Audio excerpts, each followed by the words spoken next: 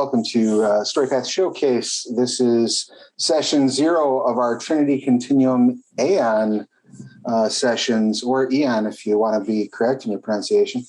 For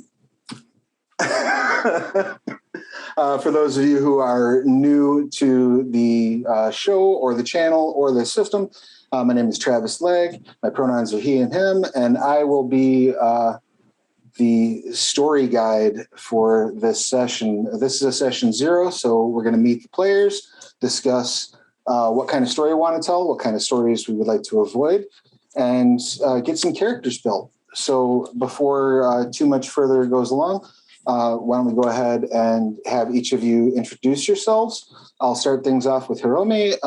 If you could, please just tell us who you are, what you do, your pronouns, and then you can pass the rule of speak to the next person, and we can round robin that way. Hi, I'm Hiromi Kota.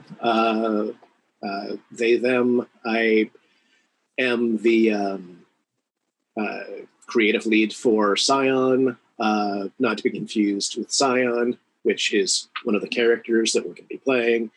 It's spelled different. That we can have like subtitles or something. It's fine. We'll just refer to them as Psions through the entire stream so that we do not all blame to White Wolf of old. Or we switch the other game to Scions. There you go. Scions. Yeah, I have not played Eon before. I've only been skimming through the history, and it seems like it's going to be a lot of fun or very bleak. It could be fun and bleak. We'll find out. I like fun and bleak. Could be both. Since I'll throw it to James to make it clockwise according to my screen. Excellent. Might not be clockwise according to your screen, but I'm not looking at your screen, so... I'm always first on my screen, so it works. My name is James Zambrano, and I write a lot of things and yell a lot of things, and I don't know, like Mage, Werewolf, Scion now. But not Trinity, and I've never played it, so I'm really excited to see what this world's like. I've been reading the books, but I'm so green. It's not. I'm going to be following a lot of cues here. I love it, and I look forward to having the opportunity to introduce you to it. So thank you for being here. Yeah. Scott? I guess that leaves me. My name is Scott Cuban. Pronouns are he, him. I am the runner of Simulacra Studios, which is on Twitch and YouTube, Simulacra TV, an actual play studio. I'm also the co-host of the Polyhedron role-playing discussion podcast. I have been playing all of the Trinity games since 1990. It is kind of my favorite series of games, so I'm actually pretty well versed in this stuff. And I'm looking forward to playing. I think this is the 3rd time I've ever played, because when I said playing, I meant running. Right, of course. I know your pain. Mm-hmm. Ian's going to call me out if I'm wrong on this for certain, but I think it was 98. Because if I remember correctly, there was that ad that ran in the back of all the books that in 1998, we go beyond the world of darkness. And I saw you snap, James. You forgot to tell us your pronouns. Yeah, I did. It's he and they. Thanks for giving me the chance. Happy to. Sorry for if I ran over you or rushed you out of it. It was my own fault. No worries. So, yes, we're going to be exploring the world of Trinity Continuum. The game is set roughly 200 years in the future. Well, I guess roughly 100 years from now. Yeah. What has happened in the interim? In 2018 or so, there was a massive change in the planet. An event called End Day took place where energies sort of washed over the planet and various people started displaying these superhuman powers. And at first, these people were lauded as heroes. They became media sensations. They did work to reduce crime and repair the environment, and they were just generally well regarded. But as time went on, that power began to corrupt them. to the point where things escalated severely between the Novas, or as they then became known, the Aberrants, and baseline humanity, culminating in a event known as the Aberrant War, which caused huge devastation, set humanity back environmentally and technologically rather significantly, and really reconfigured sort of the global map in terms of politically. And the Aberrant War only came to an end thanks to a event called the Chinese Ultimatum. Effectively, the Chinese government said either all the Novas leave or we just drop every nuke we have on the planet, so you'll rule a cinder. So the Novas said, fine, peace out, and blew up the UN on their way out the door and went into deep space exile. So for the next several years, humanity sort of put itself back together, recovered from as best it could from this war. There were several areas where the environment was totally destroyed. There was an explosion in Kansas that basically wiped out the American breadbasket, as it were, which led the U.S. government to invade Canada and Mexico, creating the Federated States of America. Basically, the U.S. fell to military coup and then subsequently started annexing other countries. There was an age of turmoil, but slowly humanity sort of started to pull itself up and out of the muck and rework its technology. They built a new OpNet on the skeleton of the previous OpNet that the Novus had built. It was able to provide communication without having to rely on things like artificial intelligence or helicopters landing in Hiromi's yard. I don't even know if that was your yard. I just assumed, but you reacted a little faster, I think.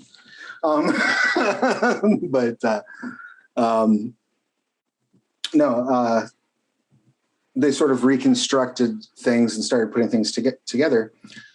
During this time of reconstruction, a company calling itself Orgatech came out and started pushing forward some advanced biological technologies. And slowly things started to improve. Shortly after Orgatech went public, there was the attack on Sydney Spaceport. During the time before the Aberrant War, humanity had managed to colonize Luna. And so there was still travel going back and forth between Earth and Luna. And one day, out of the blue, a group of aberrants showed up at Sydney Spaceport and attacked, started destroying the place. And then suddenly, a group of well-armed and well-regimented military operatives using psionic powers showed up at the spaceport and fought off the aberrants. After that happened, the Psi orders came forward, each of them led by a person calling themselves a proxy. The legions were the psychokinetics who operated out of Australia, but also were the first responders to the Sydney spaceport attack.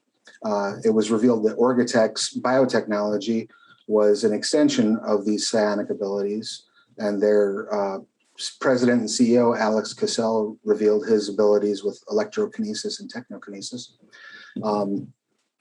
A group operating in China of telepaths quickly parlayed their psionic ability into a cabinet-level position in the government and are now the Ministry of Psionic Affairs. A former eco-terrorist turned political activist and entrepreneur named Giuseppe Del Fuego revealed himself as leader of the NORSA, or Nova Force Nationals, who are biokinetics, able to shift their own body, operating out of South America. A group operating out of Central Africa, calling itself Apeo Wamacho, are capable of teleportation, warping, traveling great distances across space, and basically single-handedly put humanity back into the interstellar exploration and colonization business. And a doctor named Matthews Weidler from Switzerland revealed the Aesclepian order, the Rexes, as we will call them, for the rest of the stream, since I can't pronounce Aesclepian and I hardly know anyone who can. The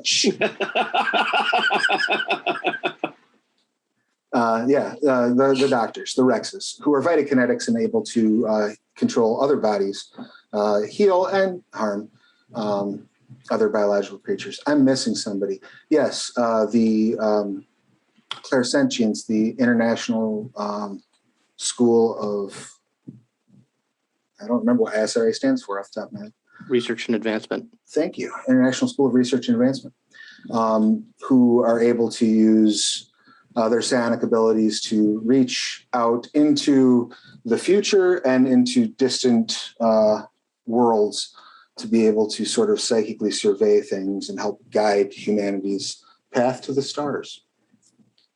Once the Psi Orders, and the last Psi Order, Chitra Banu, who were the quanta kinetics, they were able to access and control the corruption that was used by Aberrant through their own psychic ability, even curing some of the diseases and blights that were brought about in the wake of the Aberrant War.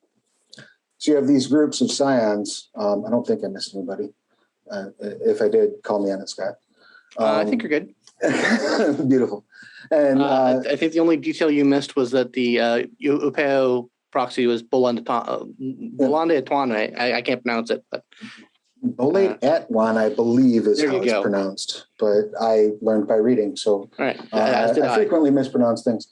We both got there halfway. Yeah, Bolade Atwan, who was she was the proxy of the Upeo Wamacho, and basically sort of spearheaded this initiative to begin exploring. So this happened around 2106 or so, 2107. And immediately the Psi Orders brokered some deals with the United Nations, including a sort of think tank that has worked alongside the UN since the days before the Aberrant War, called the Æon Trinity. The Psi Orders submitted to various tests, have been working sort of a PR campaign to assure humanity that they are in fact human, they're not mutations like the Aberrants are, and started setting up various latency testing facilities across the world so that people can go in and check and see if they have the ability to learn psionics. Those who do are recruited to join one of the Psi Orders.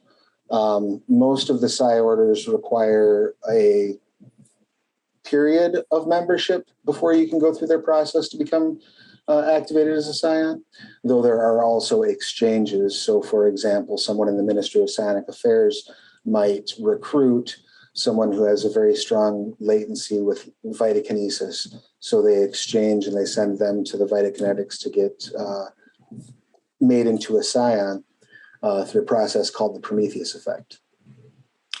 So we fast forward several years.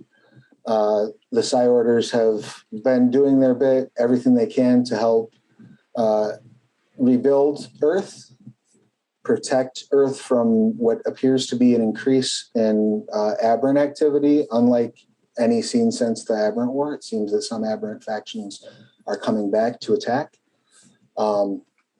trying to cleanse areas of taint of the corruption that the Aberrants left behind, and helping humanity explore space. This hasn't been a road without bumps. A couple years ago, the Chitra Banu order as a whole was revealed to be conspiring with Aberrants and were basically executed by the other Psi Orders in an event that's still technically under investigation by the UN. There was a period of time for a few years where the Upeo Wamacho sort of summarily defected. They just took off, abandoned all of the colonies, abandoned Earth, and left. Citing, when they returned, they cited that they had been afraid that the same thing that happened to Chichibanu were going to happen to them because of some internal politicking between the Psi orders. While they were away, Orgatech, working together with humanity's first extraterrestrial allies, a species known as the Chin, were able to build Leviathan-class jump ships, which are massive living biotech spaceships that are capable of teleportation by harnessing the ability of a member of the ISRA, someone who is clairsentient. It requires a ton of power. They're not nearly as efficient or as reliable as Upeo transportation. But for a time during the Upeo exile, it allowed humanity to reach back out to their extrasolar colonies. That is a super, super broad brush of the timeline that may or may not have an incorrect date or two in it. If it does, I apologize. I'm not reading from a book. But the general ideas are there. Does any of that pose any questions, concerns for anyone present? Did any of those factions that I mentioned leap out as being super interesting? Or were there any concepts that really jumped out at you as like, that's a thing I want to latch on to? Big fan of space, so like both Luna and the Leviathan ships seem like fun things to do, but okay. I mean, it's not like there isn't a giant stack of problems on Earth in this world, and in our world for that matter. So, you know. That is true as well. But I will keep space. I'll keep the final frontier on the back burner here in my head as we're building our tale. James, I saw you sort of indicate that you maybe had some. I believe you are rocking the mute button. Trying to be respectful of not talking over people, instead not talking over myself. I did do a little reading ahead of time because I have no familiarity with the setting and I want to have at least a little bit. And very quickly, Norsa stood out to me, so I definitely want to play someone who works for them, if that's possible. Oh, absolutely. Absolutely. Cool. And I love the Norsa. I love the Norsa, and so I have a deep love for Norsa. So I'm glad to hear you say that. Yeah, they definitely jumped out over. All of them look really cool, but that one like leapt out for the page of me. So I was like, that's where I'm aiming. Yeah, Norsa are excellent. Scott, anything leap out at you? I mean, I kind of live in this setting, so of course I immediately thought of a character concept within the first 5 minutes of talking with you about this game. Cool. A clairsentient who works for the Legions. Okay. Basically a very tactically minded seer. Cool. I love it. Great. Well, I think we have enough to make us dangerous. So the first thing I want to discuss, since it is a session 0, is are there any, I tend to run using the primary safety tool as the X card, because we're all on video. You're welcome to just give me a good old X to say X or to type X in the Zoom chat. Full disclosure, I'm least likely to see it in the Zoom chat. But you can always at any time pause what's going on. If there's a confusion as to why we're pausing, I'll ask, but beyond that, you don't need to, I don't need an explanation. I just need to know what to excise so that we can move forward. Because I want to make sure everyone's comfortable. Having said that, I also do like to touch base and say, what are the elements that we want to make sure that we either are excluding or are focusing attention on. For example, I never have SA on screen in any of my games ever.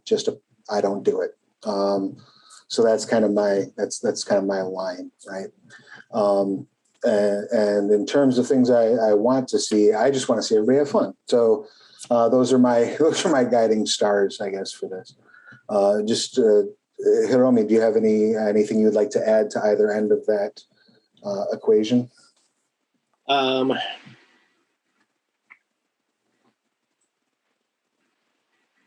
no violence against kids or pets, and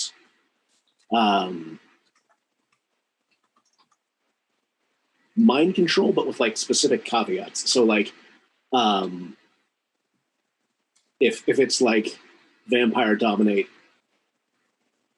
you, I'm in control of you, you're my puppet now, whatever, fuck that.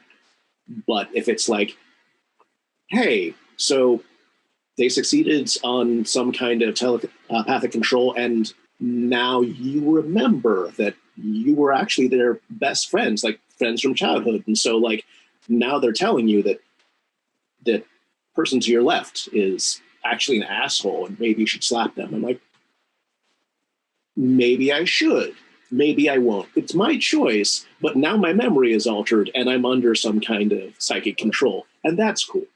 Okay, so I guess would it be safe to say Loss of player agency? Yeah, an avoidance of loss of player agency. Cool, that we can do. And I do again want to just thank you for bringing that up, but also just mention to the audience viewing at home. I mean, we are talking about a setting where one of the main character types are mind controllers. That's within their power base. So it is an important conversation, I think, to have anytime you sit down and play. And, you know, how are we going to address telepathy? It's not a bad talk to have. So thank you for that opportunity. James, do you have any no-go zones you'd like to add, or any yes-go zones that you would like to add? He'd only covered my biggest one, so I'll just re-emphasize that I really don't like on-screen harm to children. I just don't find any joy in that. I just find it disturbing. That's fair. But as to themes to go for, I love the mixture of sci-fi and horror. So like any of that stuff together, like my favorite movie franchise ever is probably Alien. My favorite movie period is Event Horizon, just to give you ideas of like where I'm at there. I don't have as much of an issue with loss of player agency for myself, with the caveat that I don't want that to be like all I do for like a whole session, because it's not so much that I find it upsetting as much as I'm just like I lose interest. You know what I'm saying? That is also a factor. Yeah, for sure. I can if you want to like screw over my character in ways like that, I can play with it. You know, we can talk about it. Like that's cool. I just don't want to, you know, fall asleep in the background. That is fair. Cool. Rock and roll. And I think this is a very good setting for an Alien / Event Horizon inspired campaign, because aberrants are terrifying. Excellent. And then Scott, any no-go zones that have not already been addressed, or not really? Not really. A lot of mine have been addressed. You know, no SA, no harm to children or pets, loss of agency. I don't like that. That's all good. I think no PC betrayal, like of other PCs. Okay. Like so, that particularly is not fun for me. Of having to, you know, manage that drama while dealing with aliens and whatnot. I do like the idea of like a space horror scenario. I would love to tussle with some really scary aberrants. That would be cool. Cool.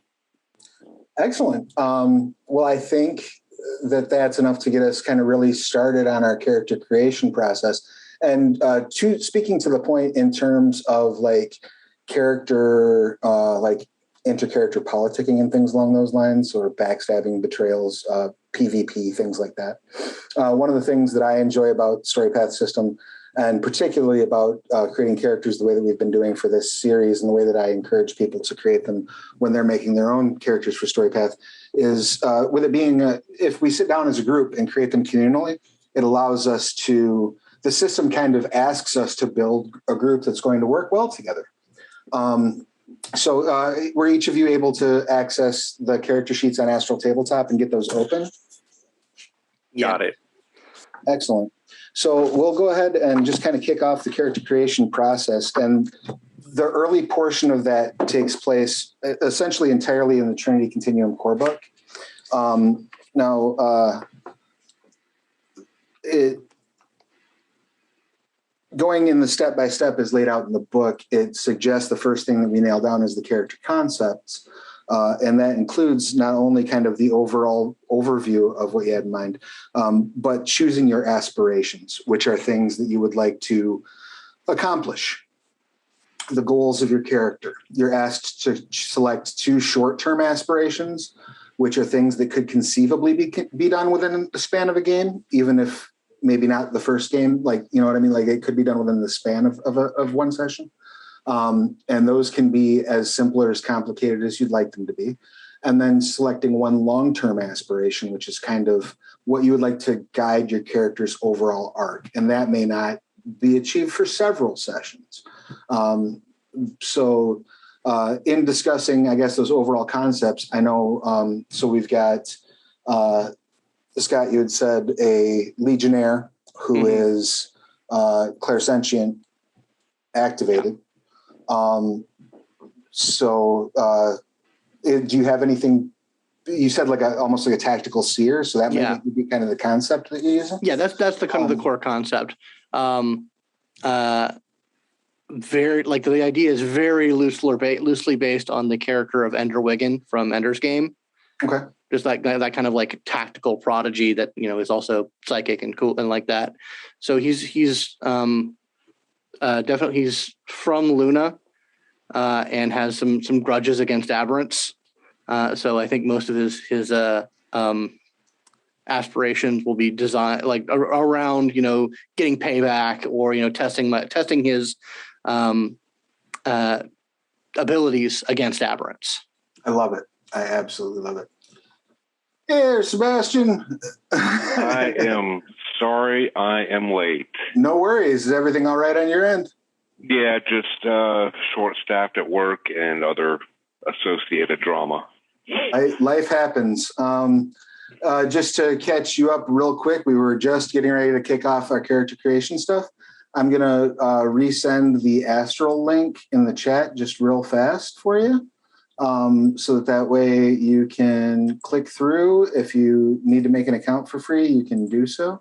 I don't know if you've ever used Astral Tabletop before.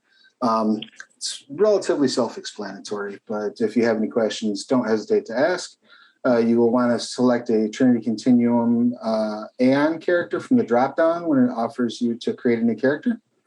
And the other thing that we'd kind of gone over the setting of Trinity, which if you're not familiar with, will sort of fill you in as we move, but also you can read up in between sessions. And then talked about our no-go zones and yes-go zones and kind of the things that will and will not be occurring in the game. You know, we discussed no SA, no harm to children or pets, no player versus player combats, things along those lines, and no loss of player agency. Were there any other no-go lines that you had that you wanted to inject?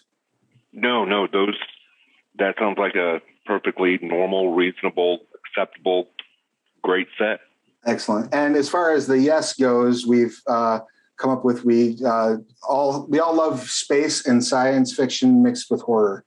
So that's probably going to make an appearance in our story. Is there any other things that you're very interested in exploring? No, I'm just excited to be playing Æon because it's been probably, oh gosh, how long has it been since first edition came out? 98, we were just discussing, I think. Yeah. It's been that long since I've played a game of this game. Wow. Yeah. Welcome to the table. We're happy to have you. If you can just hop in there, get your character sheet open. We're about to go through literally character concepts and aspirations. So, awesome. And was there anything else, Scott, that you had wanted to add to what you were saying there in terms of kind of seeking the using your tactics to sort of take the fight to the Aberrants was kind of am I understanding that right? Yeah, I mean, I think probably the only other one, like, you know, sort of not directly related to that is understanding sort of like he obviously didn't join the ISRA, even though he had an aptitude for clairsentience. But there's a part of him feels like maybe he should explore that philosophy a bit. The more spiritual aspect, I guess, of Psi. When he has time between kicking Aberrant ass. That's fair. And one thing to maybe consider, and this isn't even something you need to answer right this moment, but did you like show up at a Legion recruitment like, hoorah, I want to go kill Aberrants? And they're like, you're clairsentient. You're like, whatever works. Or, was it just some other form of coming to your latency and then deciding on the Legion? So that's something to think about as well. Yeah, I mean, he probably actively recruited himself one way or the other. Sure. Like either he signed up for the Legions or he was found by the ISRA, and they're like, you really need to go into the Legions. Actually, navel gazing isn't for you. You're harshing everyone's mellow. Do you have any aspirations that leap to mind in terms of short term, long term? I think short term is definitely like go toe to toe with a legit Aberrant. Okay. Not this submutant crap. So you want to fight with the real deal? Yeah, I want to fight with the real deal. I want to match my wits against a real enemy. I think long term is like the biggest long term one that comes to mind is like spit in the colony's eye. Okay. Like really do something to cause that monster problems. I love it. And Perfect. Probably the other short term would be, maybe find out what this whole, greater holographic totality has to offer. Okay. Yeah. So go ahead and mark each of those down. So we'll just for phrasing and for achievability, maybe we'll say, obviously fight with an actual Aberrant.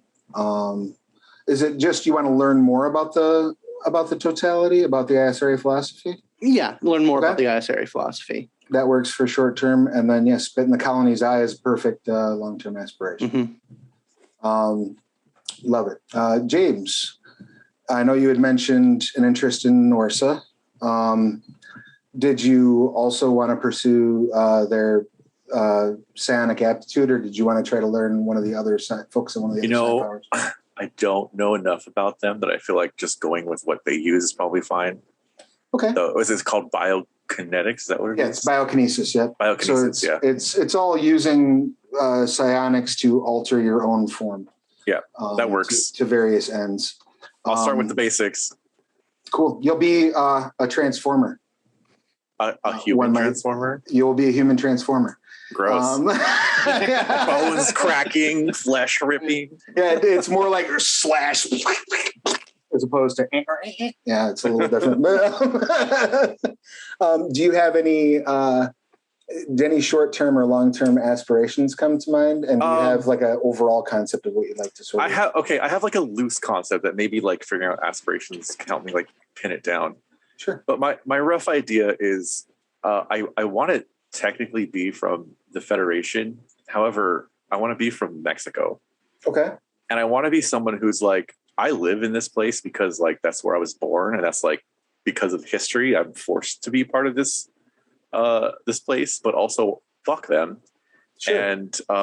And basically like maybe even I don't know how the timeline would work here, but maybe even like before joining Norsa was like working to like create problems for the government, especially in like locally where I'm from in Mexico. And maybe that's why Norsa was interested in me, because I know that they like to put like people in that part of the world to like go fuck with the Federation. Oh yeah. Government. Yeah. They absolutely love nothing more than supporting anti-Federation rebels. So they're very happy to do so. So yeah, that could easily be kind of how you got involved with Norsa, as one of them noticed something about you that spoke of latency, or even just a mundane skill that caught their attention. And then the rest is, history. You went through the training, passed the latency tests, and there you go. So yeah, I absolutely love that idea. what do you think might be your so go ahead. Well, we're talking about you're going to ask about aspirations, right? I was, but also what might, because once we talked about seeing something where we're seeing some space travel, or we're seeing some opportunities at facing these horrors down kind of out in the void. What might compel your character to leave that life for a time, to leave that fight behind? Oh, well, I imagine like all these different, okay. So even though my thought was, even though I'm kind of starting out with the position of being like anti-federation because of how I grew up and just like what it was to be like a second class citizen, essentially, that my character still might expand that point of view to like any of the groups in power and be like, I'm interested in just being an enemy to imperialism. Okay. Cool. So if we're going out to space, I assume someone's funding that. Oh, sure. Yeah, absolutely. And that they probably have their own goals that are like, that are like, a lot of space exploration in the setting I took to be as like, it's a form of exploration / colonization, right? Which is a form of empire expansionism. And so like, I could see this character, depending on the details we build up, could be like, I'm really opposed to some of this empire expansion and I'm here to cause a problem. Sure. Absolutely. And there not that we necessarily would need to involve this particular colony, but there's one colony that is ostensibly run by the Sud American sort of governments in tandem, and is home to a lot of Norsa interests, called Canceluki, which is also, Averagus, which is also a kind of a hot spot of political strife, because while they were sort of isolated during the Apeo, in the time between when the Apeo left and when the Leviathans got to them, those who were left behind sort of built their own society and said, this is the way stuff's going to run now.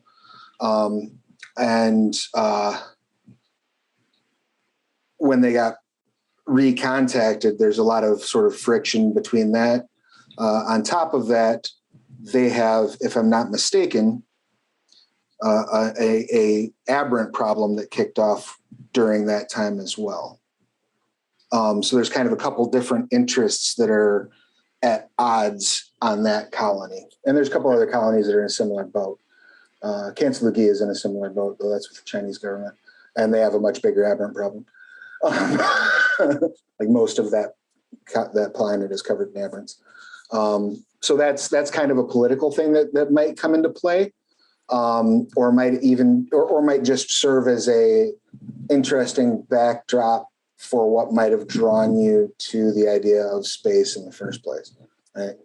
Yeah. Like understanding that, and it may even be, I mean, depending on where you want to focus, it could be that something you've heard specifically is something that you really want to get your own personal attention on, or it could be due to the lack of communication that's been going on. Like a lot of people are getting their news about what's happening in the extrasolar colonies third hand, because even though the Apeo are back and travel is starting to normalize, it's not anywhere near what it was before they left. And everything is still, because so many of the colonies ran into so many problems during the exodus, there's like a lot of it's prioritized based on like who's got the biggest threat knocking on their door. You know what I mean? So a lot of it's much more militarized, and who gets, people who are actively fighting aberrants are getting more attention than this colony over here that basically did okay while they were, on their own kind of thing. So those are all a couple of things to maybe consider. Does any of that spark any ideas with you in terms of what some of those aspirations may be, I guess? I might just think a little bit more on it, but there's a lot of it does spark some ideas. I need to like refine it a little bit more. So I'm thinking about it. Cool. Hiromi, anything leap out at you concept wise? Do you know what aptitude you might be interested in and what order you might want to be a part of, or do you want to not be part of an order? That is an option for everyone as well, to be either a freelance Scion or working for the Æon Trinity as well. I like the idea of not being part of one of the orders. I had an idea that I'll probably end up going with, and then after discovering that everyone else is into sci-fi horror, I'm like, I want to be the final girl. It doesn't work as a character concept for this game. I don't agree with you. Okay. You know what I mean? Okay. I mean, Ripley's a final girl. You know? Just a final girl who's, really good with a forklift.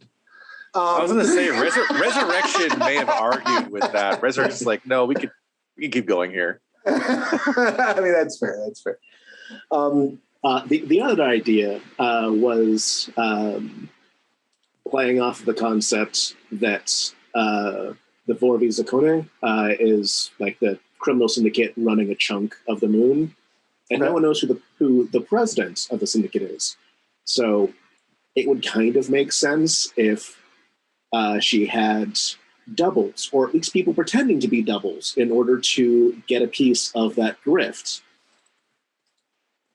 And that a grifter grifting grifters seems like a lot of fun. And just being like, oh, you want a permit to build there? Money, please. And then the money just they don't get a fucking permit. So playing a very like, all right, this half goes into my pocket, half goes to the soup kitchen. Fuck y'all. All right, so playing a very dangerous grifting game with some of the seedier elements of the lunar colonies of the politics, and that might be in direct conflict with the idea of being the final girl, because it might get me fucking killed. I mean, that is definitely a possibility. It's definitely a possibility, but I'm willing to work with it. There are no concepts that I think are too far afield. I may have to do a little fancy footwork to bring you into the larger tale, or not. I guess. I mean, having a pocket full of money and a shit ton of angry corporations and gangsters behind me, that's motivation to put me anywhere. No, that's true. That's true. I mean, almost to the point, even had you thought about what you were looking at for your aptitude? I was thinking of either electrokinesis, quantokinesis, or telepathy. Like, all three of them seem at least somewhat useful in concealing identity and getting out of harm's way. Sure. I guess teleportation would also be useful there. Well, and that would also beg the question, too, particularly if you had decided to go with quantokinesis, which I love the idea of, or teleportation.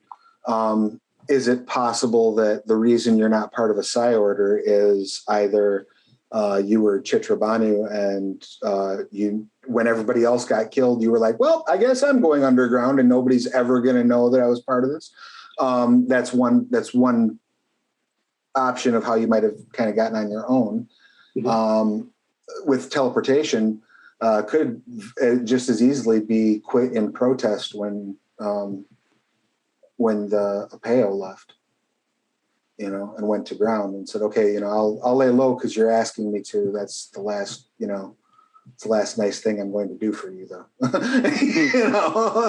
And then getting into the grift that way. So again, not dictating that either of those have to be the case, but just kind of opening those doors to you narratively if that's something that might be of interest to you. Something I'd like to mention, just to put in everyone's head, is one of the coolest aspects of this edition of Æon, and I say it Æon, is the ability to combine powers.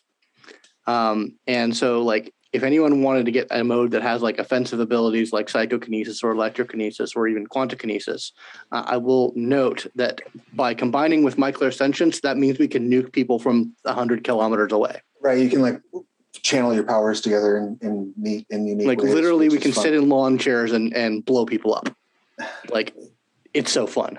It is a fun aspect of the system, but we'll dive into the nuts and bolts here shortly. Yeah. But I just wanted to put that cherry in everyone's head. Definitely a thing to think about. And the other thing that I was going to say is, well, I guess maybe this is not the worst time to decide, because I think we're all on the same page of wanting to see something that's involving some space exploration. So do we want to start this tale already aboard the ship? And if so, maybe it's quite possible that your character Hiromi had gotten into some shit and either faked their way onto the ship because they're a grifter, they're a con artist, right? Or just flat stowed away. Like, I'm going to hop in this container. It's getting shot to Mars, right? It'll be fine. I'm not on Mars.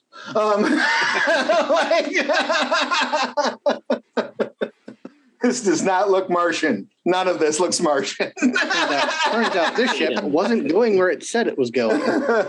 Where's the sun? Our sun isn't green. Right, exactly. Which I would be cool with either of those two. Like, that's because it's comedy, and I'm fine with comedy.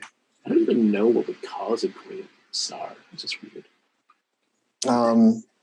High concentrations of tetrahydrocarbons in the sun. Seems unlikely, but also awesome. I mean, Does chlorine do that? It's a what's that? Chlorine do that? Maybe. I don't know what happens. I feel like chlorine planets have like a green color, so I wonder if a sun could have a lot of that in it. I don't know enough about science though, so if that sounds ridiculous, just I have no idea. I have seen like the hypothetical chlorine planets are pretty green. I don't know what happens when you put chlorine in a nuclear reactor. Let's find out. I mean, somebody asked Hank Green. But yeah, so do you need a little time to think ruminate on some of those ideas, or does any of that leap out at you as like, this is what I'm going to do? I was resisting teleportation because it's I probably fall into the habits of a character that I haven't played because I was writing her for a story that never got fucking published. But you know what? Fuck it. Pale macho, and I said, fuck y'all, I'm out. All right, so somebody who is kind of a conscientious objector to the Exodus. Okay, cool. I dig it. Any ideas in terms of aspirations? Yeah. Since get out of immediate trouble with the syndicate, discover something alien because that's rad. Sure. I don't know that be the last girl is like an actual aspiration, but you can have meta aspirations. So like, I mean, meta aspiration, something that you as the player would like to see happen that doesn't necessarily fit the character's particular goals. I have no objection to that. So, yeah, if being the last girl in any situation in the conflict is your long-term aspiration, that's 100% acceptable to me. So, cool, rock and roll. Sebastian, concepts, ideas, anything leap out of you? Are you familiar with the Psi Orders? Yeah. Oh yeah, you played back in the day. Yeah. Yeah. Do you have any ideas or concepts for what you were thinking character-wise? Well, honestly, and go with the flow and changes and everything like that. I had thought about doing a teleporter, but my idea also fits with the Orgatech characters. Okay. So I was thinking of somebody who's sort of oh gosh, I don't want to get too much into the Han Solo thing, but a pilot. Okay. Somebody, you know, little bit of who's out for a little bit of a thrill ride, and has joined the Æon Trinity. Specifically, one thing that called out to me is the section Minerva. Okay. And especially happy that, you know, it's something that's going to be happening interstellar or space or something like that. Sure. You know, basically found my way into the situation by just being a random pilot or tech or assistant or navigator or something like that. And will just, you know, stick his nose in and get involved somehow. I love it. Yeah, as far as which aptitude you want to select, you don't even necessarily have to pick that right this moment. Either one of those would be fine. I like it conceptually. Do you have any ideas for your short-term and long-term aspirations? I hadn't yet dialed in, you know, like who the character is and something interesting or cool for short-term aspirations. I'm sure I'll come up with something by the time we're finished here tonight. But I literally started brainstorming the character the other day, right after we first talked about this game. And then I've been working and working and working. A familiar chorus around these parts for sure. Yeah. Well, that's fine. We can certainly build those as we go. So now that we have at least some ideas of concept and some ideas of what the aspirations might be, I'd like to move into the next step of character creation, which is to determine your paths. Generally speaking, on these shows, I tend to just draw from the paths that are available in the book for brevity's sake. There are rules in Trinity Continuum Core for creating your own path. But I do think that most of what we have for your paths that's available are perfectly serviceable for this kind of a story. So you have three paths that you choose when you're building your character, which are your origin path, your role path, and your society path. The origins kind of reflect how you grew up, who you were, where you come from. In Trinity Continuum Æon, it adds a new origin above and beyond the ones listed in the core book, which is Oceania. So the idea being that you were raised in the communities of Oceania. So you have some modifications, you know, to basically grow up, to live in an aquatic environment, or to be either aquatic or amphibious. And also that you've grown up in this society, which is kind of a amalgamation of various independent undersea colonies that somehow function as a cohesive unit when dealing with the outside world, but all retain a very strong sense of independence. That is in case anybody wanted to be a native of the undersea. Other than that, the origin paths in the core book, we have adventurer, which you grew up as kind of a thrill seeker. Life of privilege, which is kind of exactly what it sounds like. Military brat, a lot of moving around, probably with a parent that served. Street rat, which kind of applies to anyone who grew up in an underprivileged sort of situation. Suburbia, which is kind of your average, quote unquote, picket fencey sort of upbringing, sort of the more comfortable side of normal, whatever the normal would be for your culture. And the survivalist, which is someone who sort of grew up in the wilds. Do any of those speak to any of you specifically as like this works for me, or I can see myself coming from that place, or were there any questions about? Adventurer, totally. Okay, cool. Go ahead and mark down adventure as your origin. Each time you select a role, and this is covered in the Trinity Continuum core book, the roles are kind of broken, basically explained, excuse me, on page 35, and then detailed a bit further starting on page 41, it looks like. When you select a path, you get certain skills that are part of that path. You gain one contact that is part of that path. So if you scroll down to the second sheet, you should see a place that says path contacts, where you can type in who your contact is. Each of the paths listed in the Trinity book offers suggested contacts, but they can be kind of anyone that you might know from those days, from that part of your life. And contacts can assist you in various different ways.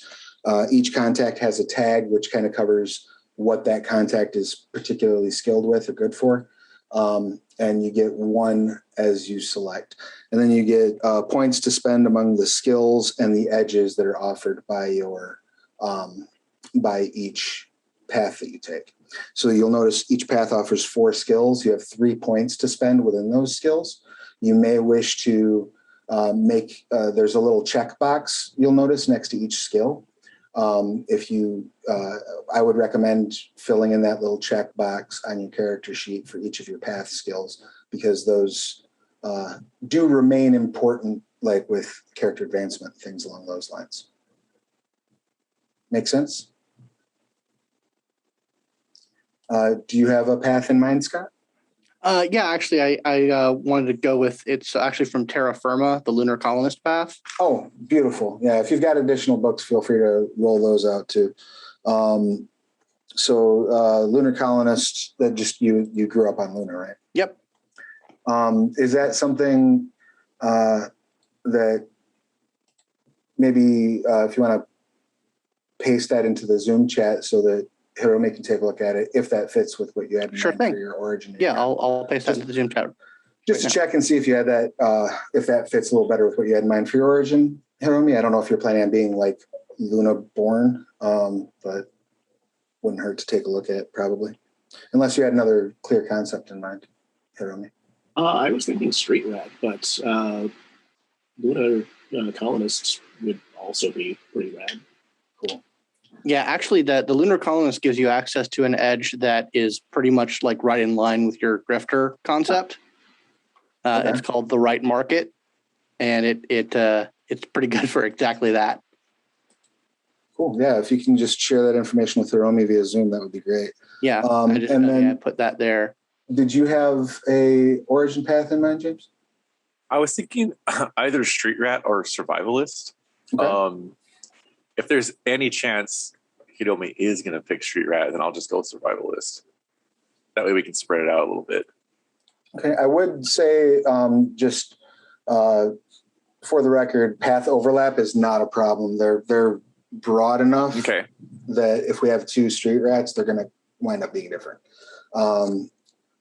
But having said that, too, if you want to make sure you're covering as much ground as possible, that's totally fine as well. I guess so. That is a great edge. It really is. No, I'm.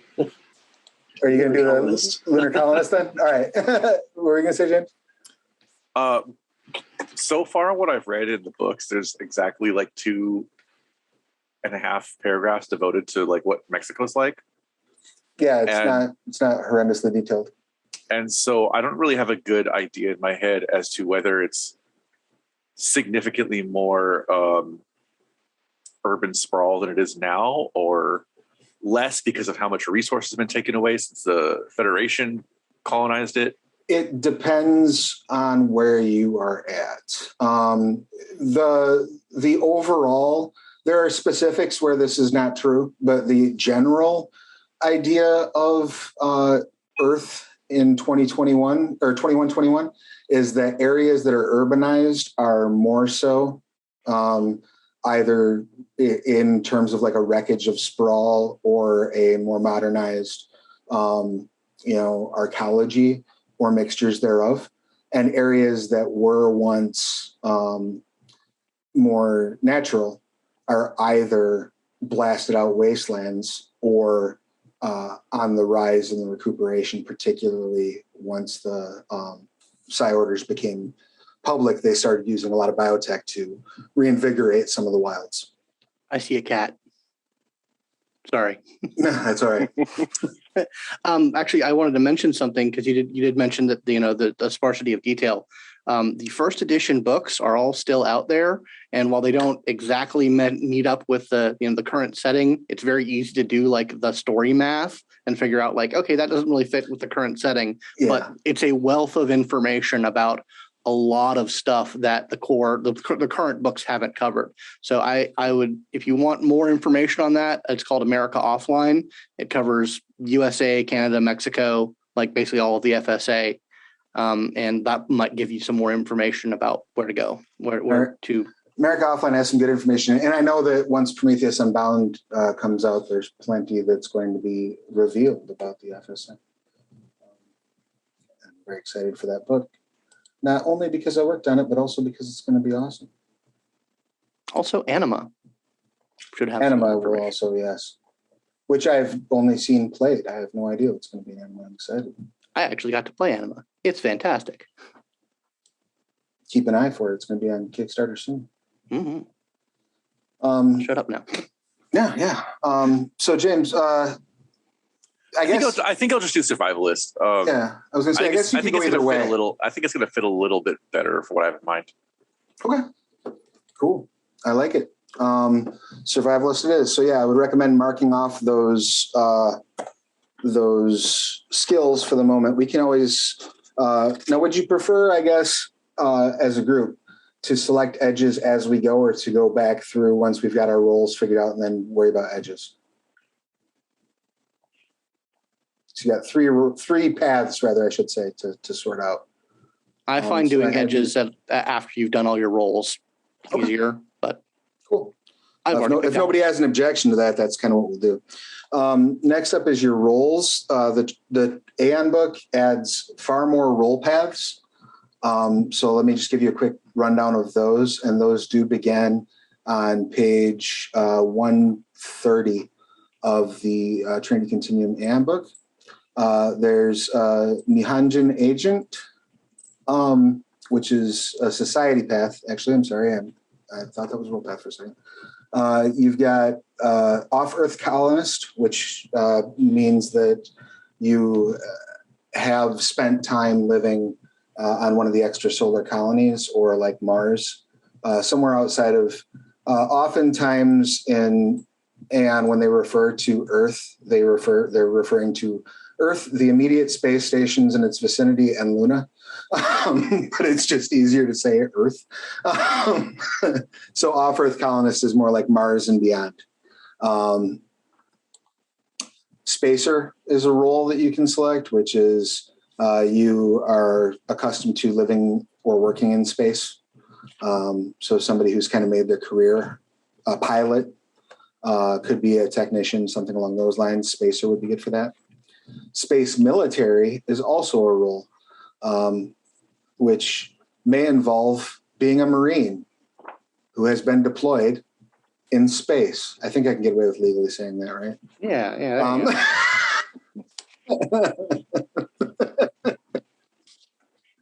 So those are sort of your role options that are added in the Trinity Continuum Æon book. And then in the core book, you've got your charismatic leader, who is kind of the almost like the driving force football coach kind of the team, right? Combat specialist is what it sounds like. Detective, someone who spends a lot of effort and energy on learning and processing data. Doesn't necessarily mean you're an investigator per se by trade, but it does mean that you're somebody who parsing information is central to what you do. Medical practitioner, once again, fairly self-explanatory, never a bad thing to have. Pilot is a role. The sneak, which is kind of your roguish role, and technology expert, which falls kind of more to the technician. Do any of those role paths leap out at you? This time, let's go Hiromi. Sneak, 100%. Sneak? I had picked it before we got here. Beautiful. James, any roles leap out at you?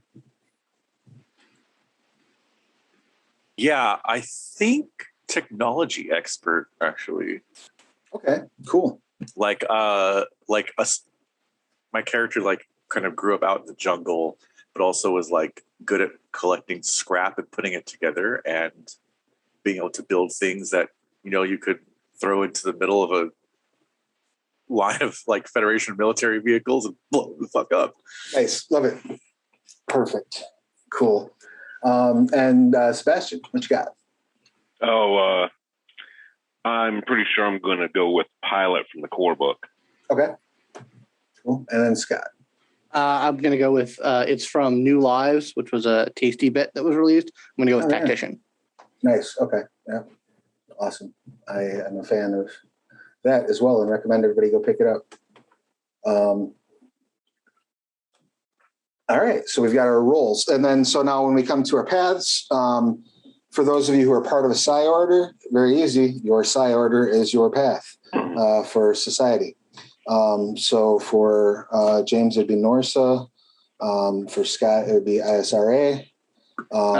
Legions. Or Legions, I'm sorry. Yeah. See, now I'm all backwards. Sebastian, had you decided which one you wanted to go with, or were you going to be a free agent? There is the freelance Scion, which is available in the Trinity Continuum Æon book, and there is also you can be allied with the Æon Trinity as an option as well. I like the Æon Trinity, specifically the Section Minerva. That's right. Yep. Yeah. Let's do it. Go ahead and mark that one down. And then, Hiromi, you were going to go freelance Scion, or did you want to use the Apeo path, role path?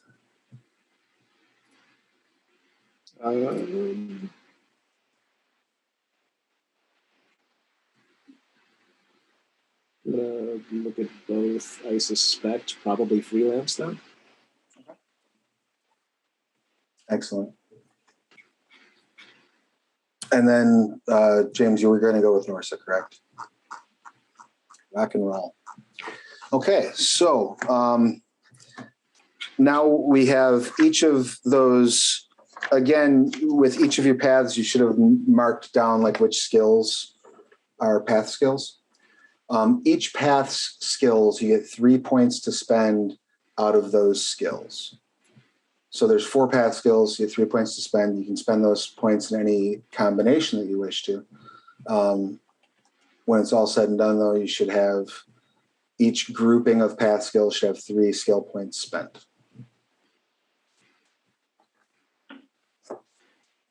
Oh, freelance Scion has larceny. Yeah, no, that's That's where we're at. Any questions on the skills? Go ahead. How does it work if they overlap? That just means that you can pull from both pools. Okay, so you can potentially get them a bit higher that way. Yes, you could theoretically get it up to 5. Okay, if you have. I understand.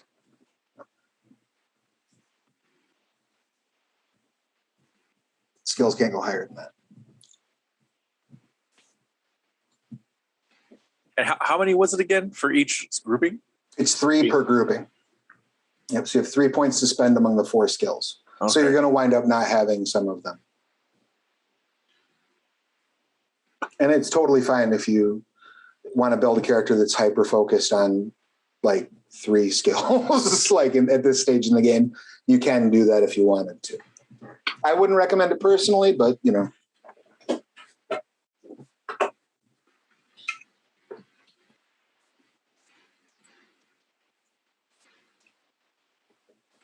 Any questions on what any of the skills do, reflect, are capable of?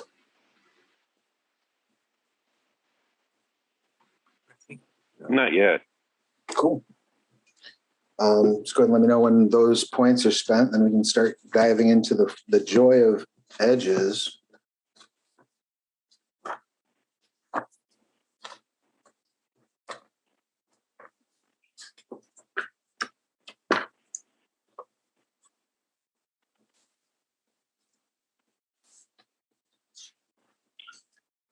I'm really liking this character sheet here in Astral.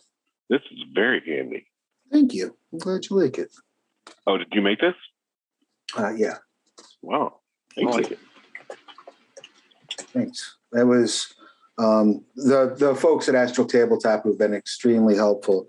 Gave me a very, very good framework with the Scion jumpstart that they did, which you can get a light extinguished on Astral for free. I highly recommend checking it out. But yeah, it gave me a really good sort of blueprint to work from. So I was able to adapt these relatively easily. So it worked out pretty well. And once you have your skills, your skill array spent. Sorry, I was jumping ahead a little bit with character creation because I wasn't looking at the book, a mistake I make frequently. Once you have those points spent, you have an additional 6 points that you can spend in skills wherever you want. Okay.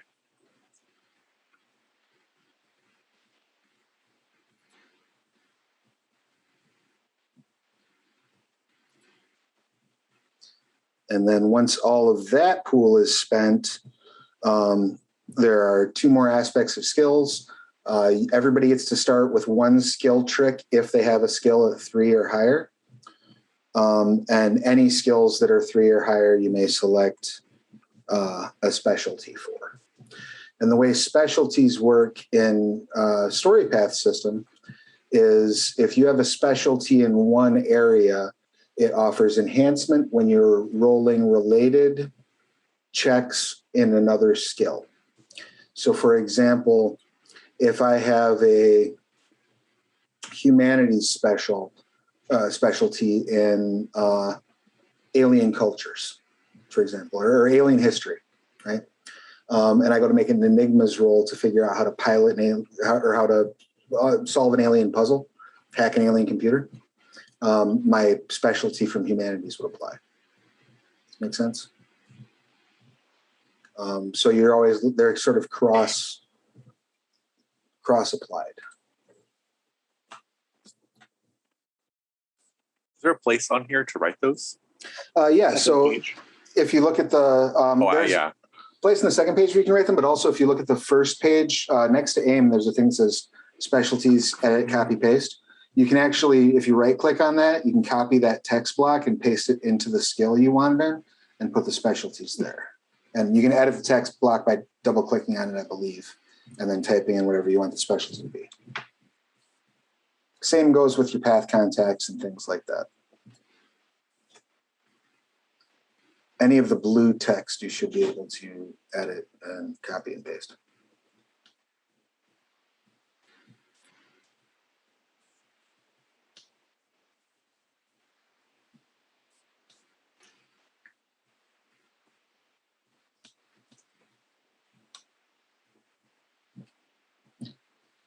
And then once you get into the actual skill tricks, those are listed in the core book.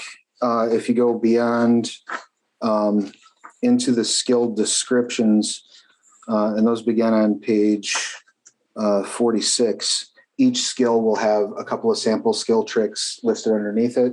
If you have new lives, there are some skill tricks listed in there too.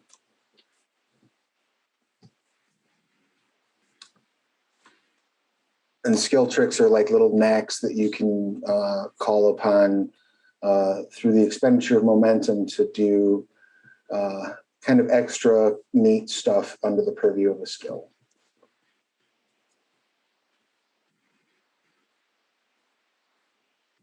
Modes. What's up? What are modes? So your modes are the powers underneath each aptitude. So, for example, if you're a teleporter, it's actually psychoportation. What are they called in this edition? Give me half a second. It's Rotation. Translocation, transmation, and right. Translocation, transportal. transmation, transportal. Yeah. Okay. So those are your modes. So each mode is the individual power within the or the individual power array within the aptitude. Each aptitude has 3 modes.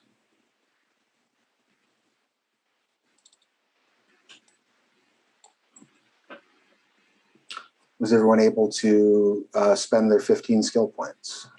Yep. Was everyone able to select specialties for their skills at 3 or above? I'm working on it. Beautiful. James, any questions over there so far?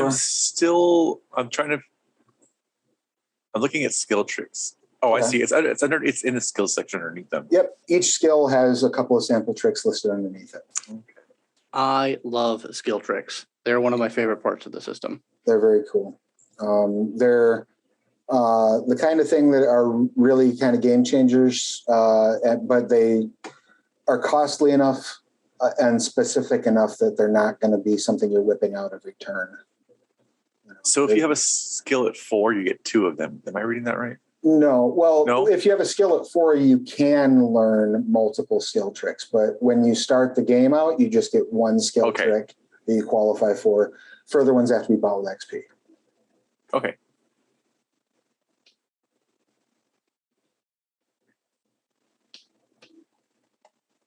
And Hiromi, were you able to get all your skills purchased, skill tricks figured out, specialties? Yeah.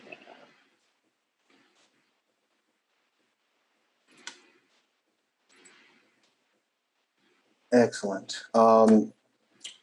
In terms of edges, there are a few new edges that are added in Trinity Continuum Æon.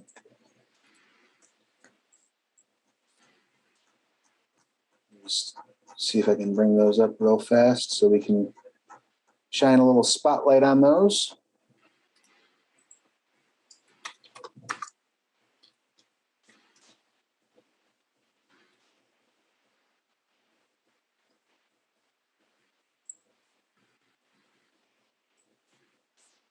So there are a few augmentation edges that you can take, which are done through microsurgery, advanced genetic therapy, or both. Those include amphibious conversion, if you want to be able to breathe air and water, aquatic conversion, which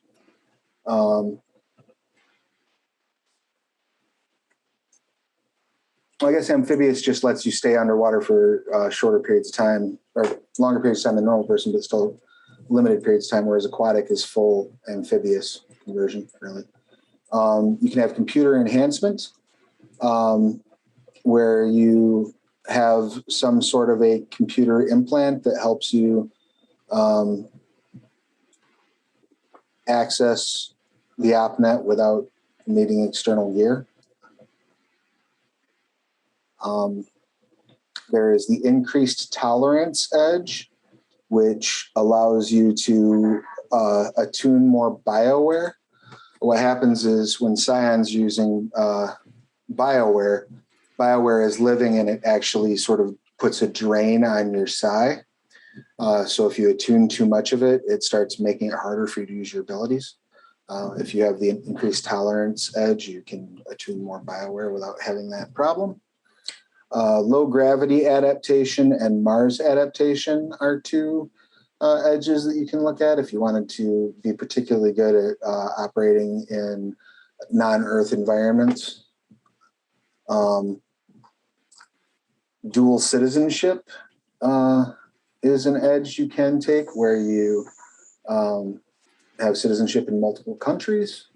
Helps sometimes with travel, helps sometimes with having a fallback position if you need to get somewhere, or if you find yourself in a hot spot. in one country, being able to pull on your dual citizenship can get you amnesty from the other country. Telepathic resistance, which is exactly what it sounds like. There's a detached edge, which allows you to view your psionic abilities as separate from your physical existence, basically allowing you to reduce the penalties from physical wounds when you're using your psionic abilities, because your mind is separate from your body. Enhanced attunement, which allows you to sense, kind of extend your psionic senses further. And favored mode, which gives you 2 enhancement when you're using the powers of a particular psionics mode. So those are kind of the Scion-specific edges. Did any of those leap out as being ultra cool to anyone?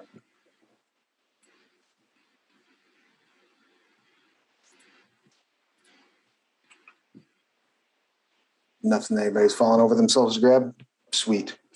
What's that? I'm just clicking on a lot of shit. No, Yeah, no I'm still catching up with skill tricks. I'm so sorry. Oh no, you're good. And if I'm blazing past or reading too quickly, feel free to let me know. I can always double back and re-explain something. I know sometimes choosing those skill tricks can be a bit of a challenge because they're all kind of awesome. What did you end up going with for your skill tricks, Scott? Well, once again, I got it from Brief Lives. It's Tactical Mastery. It's super awesome. It's basically spend a momentum, and for like a single combat maneuver, you give people you can give people a lower target number, and you can also use the small unit tactics edge a little bit more fluidly. Sweet. It's really cool. I'm glad you dig it. Sebastian, did you pick a skill trick? Yeah. What's it called again? I can figure it out. Okay, nice. That's the piloting one? Yeah, that's basically if it's got controls, you can fly it. Yeah. I love it. That's a good one to have. Hiromi, did you pick a skill trick yet, or are you still working on yours? Still have 2 points of edges. Oh, you're up to spending edges at this point? I think I'm jumping ahead and simultaneously falling behind. Gotcha. Okay. Cool. No worries. So I've got a question. Yes. I'm selecting a couple of specialties. Yes. And trying to enter it on the sheet here. Yes. So if you look under AIM where it has there's a piece of blue text that will say copy, edit, specialties. If you right click on that blue text and hit copy, and then you hit paste below it, it'll create another instance of that blue text. So you can do that for any place that you need to put specialties. And then if you just double click on that blue text, it should pop up an editing block where you can edit the text. How do I move that blue text though? Once you've got it selected, you should just be able to, once you see that editing box pop up, you should be able to just drag it with your mouse. Oh, I see it. Okay, good. Cool. Thank you. That is far less complicated than the way I did it, which was I basically like spaced it out within that single editing. Oh, goodness. No, I'm sorry. I should have been clearer. No, that's fine. It works either way.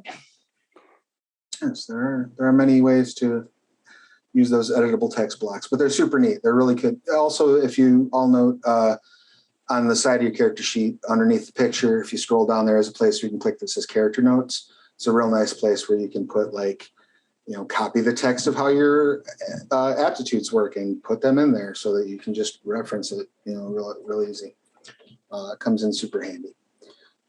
James, did you have a question, or did you find a skill trick, or did you? So you picked one.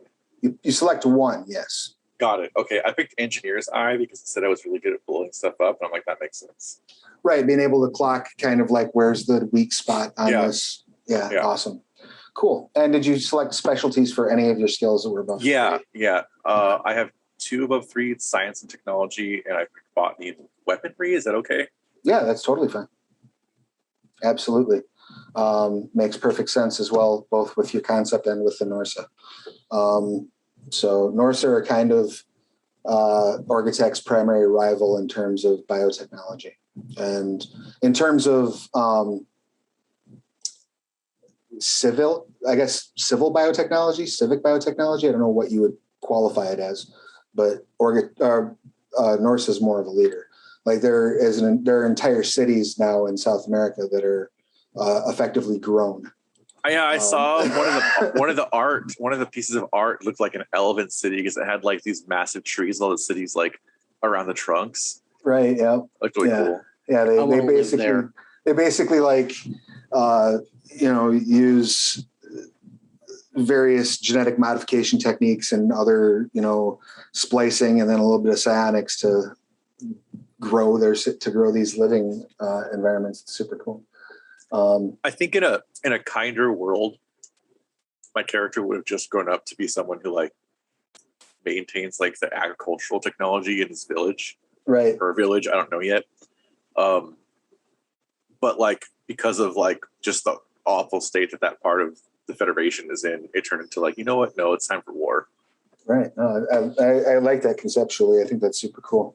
That's the appropriate response to fascism. It's true. Kick him in the teeth. All right. So let's get to edges for the rest of us. And Hiromi, if you need a hand with the skill stuff, shout. So you get to select 2 edges from each of your paths, from the edges that are listed in your paths. If an edge costs more than your 2 points that are allotted, you can dip into your sort of general pool, which is 6 points of edges, I believe. Yes? No, I thought it was 4. 4 points of edges. Yep. 4 points of edges. So you get 2 in each each path, and then 4 general points that can be spent anywhere, either on fortifying the ones that are listed in your paths or on selecting other edges, such as the ones that are in the Æon book.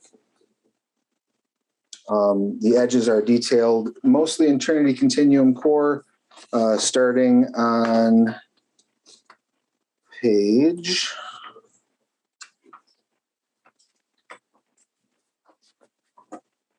57. And in the Trinity Continuum Æon book, edges begin on page 126.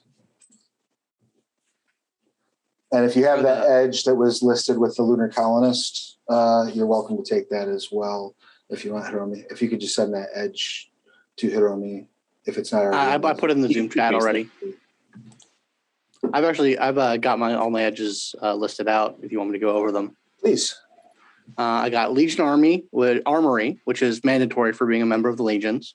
Right. Enhanced Attunement, Favored Mode Psychocognition, Small Unit Tactics, Iron Will, and Tough Cookie. Beautiful. Sounds like a Legionnaire. Mm-hmm. Sebastian, do you have your edges sorted out? I'm working on it right now. I am loving the section Minerva edge, which is self-reliance. It allows you to use one of your skill tricks once per game and not spend momentum. Ooh, nice. That's pretty good. That is a lovely edge.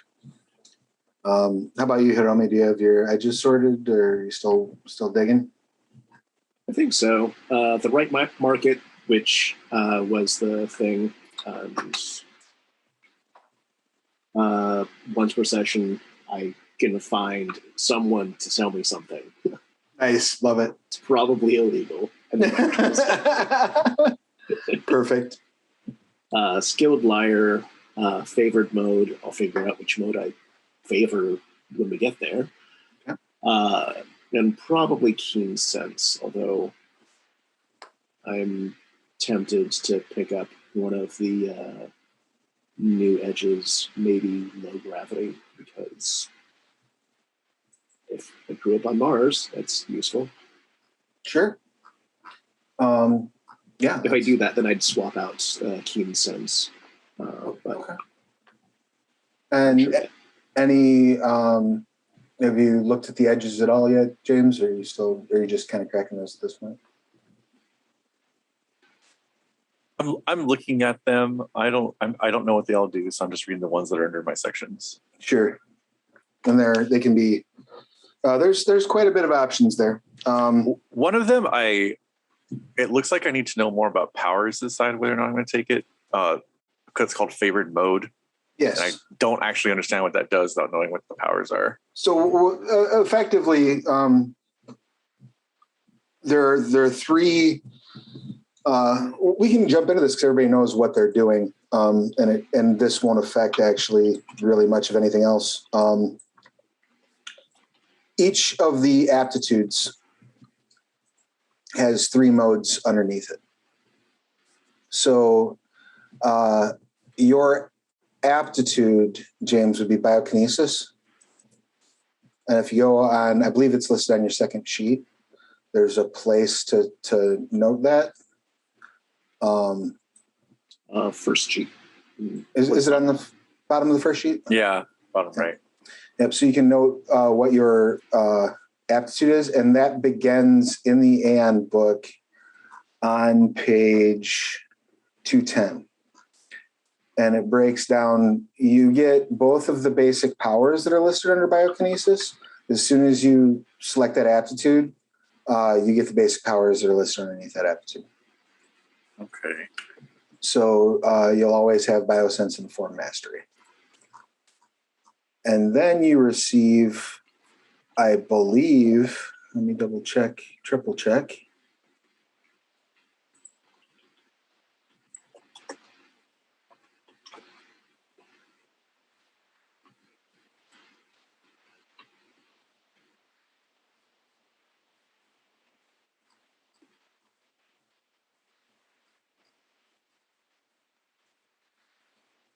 You get 4 dots. 4 dots, thank you.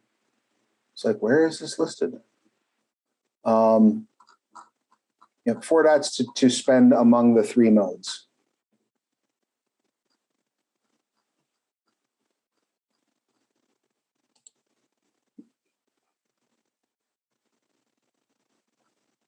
And so with biokinesis specifically, adaptation focuses on changing your body to cope with your environment.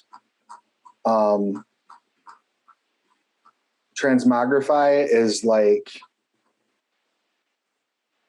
trying to think what the best way to describe transmogrify.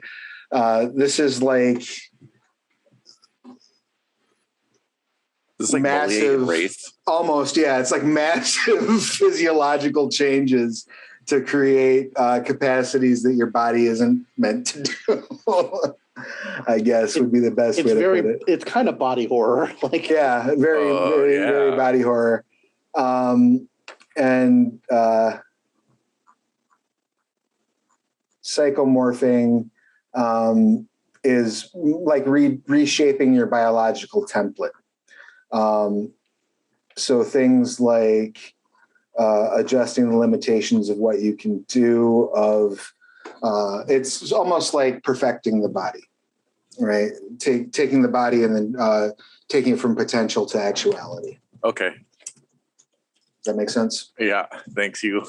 This is helpful. No problem. Be a gross transmogrifier. love it. I'm going to step away for just a second. By all means, yeah. In fact, I mean, we're at like the 2-hour mark. So if everybody wants to take 5 and wiggle and hit bathrooms and whatnot, now's a good time. I'm going to close my camera cover just so that I know to cut this out of the final episode. All right, we have returned from our biological and technological adjustments.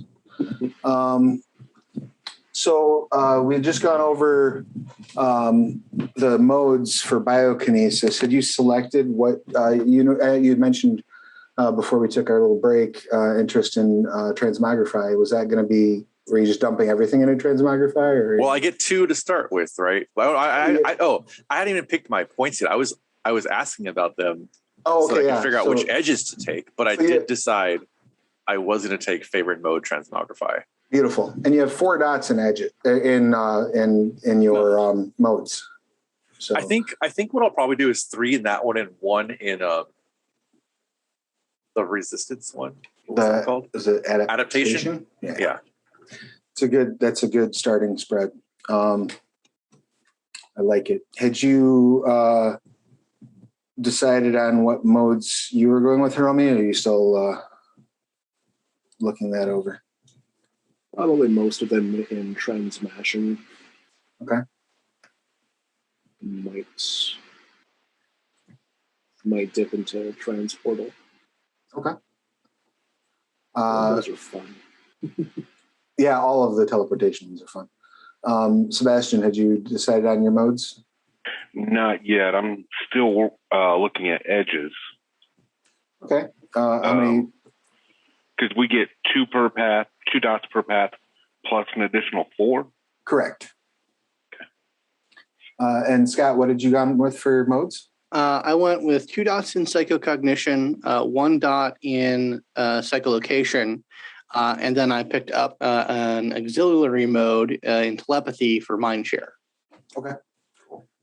Because the level 1 mindshare power is, in my opinion, essential. The psychic network. We can all talk to each other without having to talk to each other. Yeah. When you can do it over huge distances, and it is the clutch power. Yeah, it's like your attunement range or something like that, isn't it? Yeah, and for me, it's 100 kilometers. So yeah, so you can talk to each other on opposite sides of the Leviathan.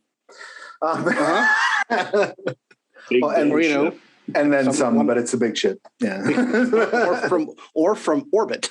Yeah, from orbit. You have to worry about. Our comms are down. Yeah, hold on. Yeah.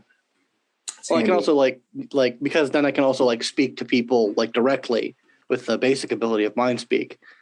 Because if you get an auxiliary mode, you get the basic abilities from the other aptitude as well. Correct. So just real quick to let those of you who are prepared to move forward with your attribute choices. The way that those break down is you have your arenas and your approaches. So the arena are the top to bottom selections, which are your mental, physical, and social. And then if you go across, you'll see force, finesse, and resilience. Those are your approaches. So you prioritize your arenas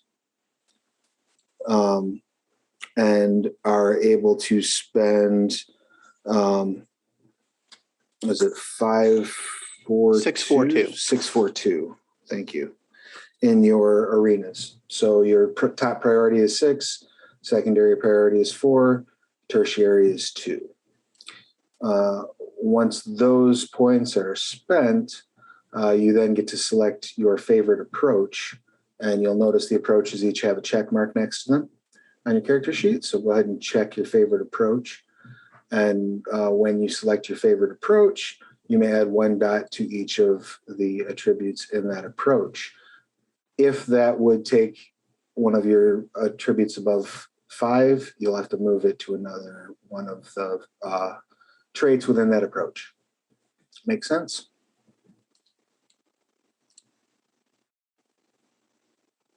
Unless you can get to 6, but not a character creation. Yeah. Unless you were able to acquire there is a edge that opens the potential to take an attribute at 6.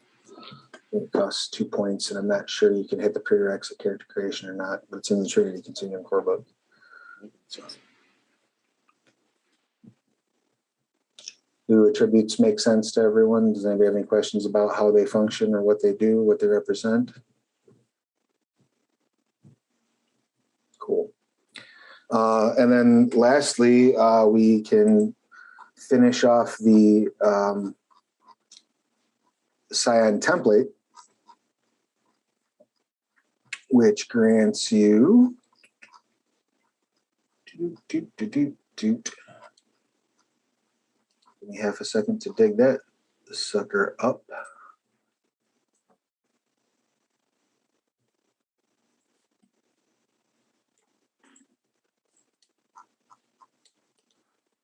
So,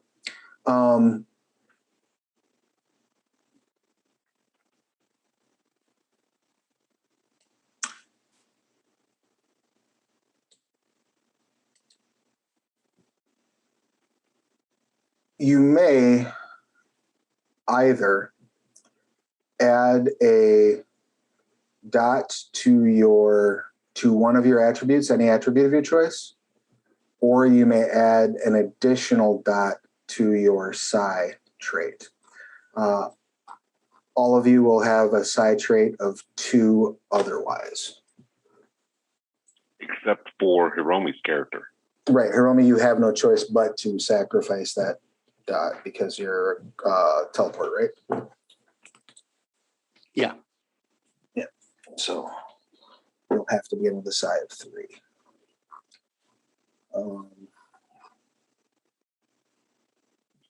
But the rest of you can either raise one attribute by 1 or raise your psi to 3. If you'll note, when you fill in the dots of your psi, you should see the second number on those 2 numbers that are displayed on your sheet increase. Yeah. That is your total number of psi points. The 0 before it, you can fill in your current psi points, or you can track them as you spend them, whichever.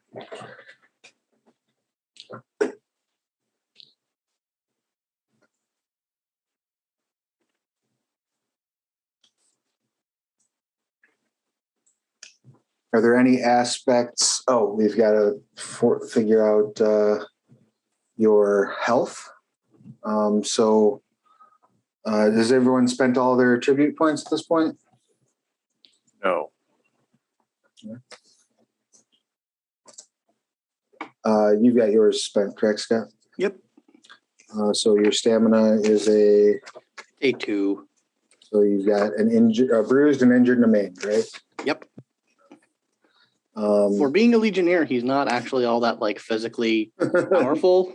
Not all that tough. He's much more of he's got some inherent resilience because of the tough cookie edge, but he's not particularly rough and tumble. It's totally fine. Sebastian, are you still spending attribute points, or did you have that sorted out? I've got my attributes done, so stamina of 2. Okay, so you will begin with a injured, bruised, and maimed injury condition. So what I do is I will mark the checkbox next to the conditions I possess, and then when those conditions are applied, I'll copy and paste those. There's a text, another pastable text in the conditions. I like to track where they came from. You know what I mean? So if I say, "Oh, you got bruised by this bullet," and I got shot, and then you can kind of track what caused each injury in there. And Hiromi, you were still spending attributes, yes, or did you get that sorted? No. Okay. Which stamina? 1. Okay. So the other 3: the bruised, injured, maimed.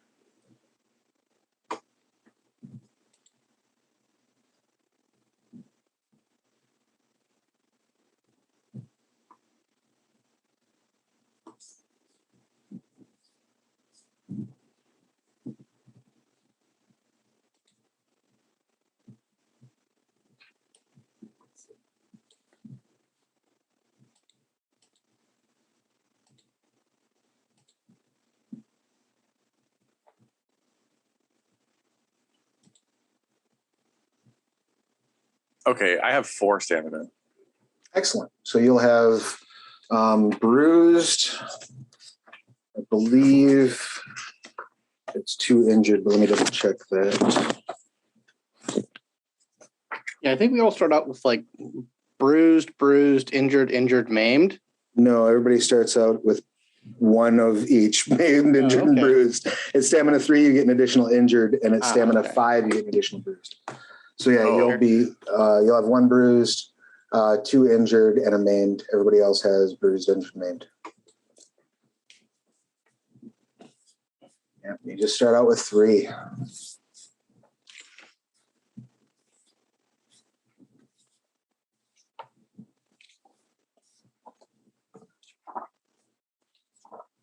That's okay. It's exceedingly difficult to deal more than 2 health levels per turn. System basically requires you to exert scale in order to do that. So does anybody have any hanging bits of their character that are not yet resolved? I am finishing edges and about to look into my aptitude. Beautiful.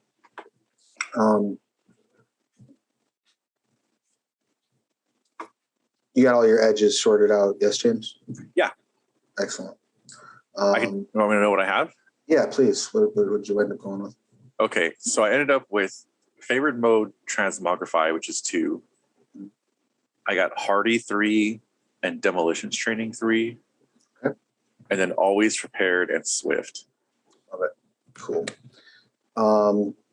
Excellent. If you want to copy the text of any of your edges or any of your modes into your character notes, or even just paraphrase them, make notes in the character notes, you're welcome to on your sheet. Did anyone take the wealth edge at all? I might. I didn't, because I figured I was a second-class citizen, and I was reading the way that works, and pretty much if you have wealth, it moves you out of being a second-class citizen. So in the FSA specifically, yeah. You basically are make enough money to pay enough taxes to count as a full citizen. I'm going to be taking a couple dots of it. Okay. Yeah, I'll take 2. All right, because we do have some equipment options you can look into. There's some basic equipment that I'm going to assume everybody's going to be outfitted with. At least everyone who's legitimately on the ship.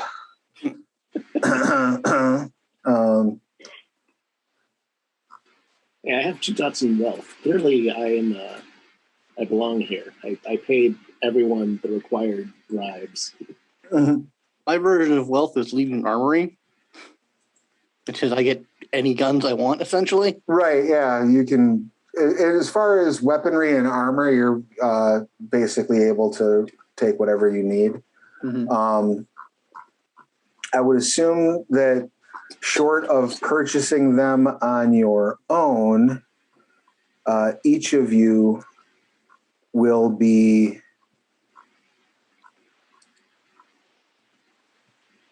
wearing a bioenvironmental suit, most likely.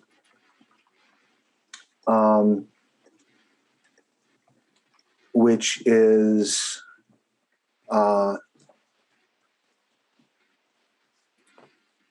soft 2 armor. Also has the complete 3 and environmental 1 tags.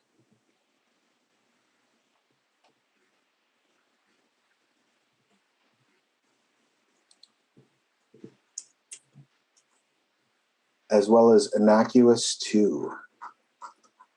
It doesn't really look like armor.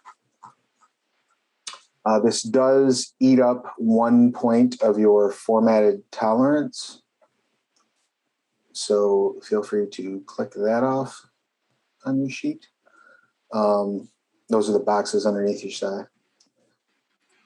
But the tolerance is how much weird crap we can strap to ourselves, or right, how many bio apps you can have formatted before your brain starts going wonky.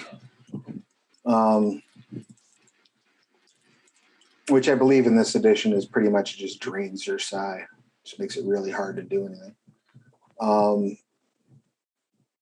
What that armor does is it gives a soft 2, so it makes it a little bit harder for people to injure you. But it also provides full environmental protection, so you can go in space with it, you can go in underwater with it, and not have to worry about the environmental conditions. Are there any other pieces of equipment or types of equipment that any of you would have a particular interest in having? Any weapons you need, tools you feel like you might need, anything that immediately leaps out at you as being something that might be cool to have? I definitely want a gun. As a legionary, you can literally I'll have your pick. I'll put a list of stuff that I want to have, basically, and I'll send that off to you. There's a piece of BioWare. It's the IAD, the augment ability. I don't know if that would fall under Legion issue. It's a thing that like boosts one of your. It basically boosts your aptitude.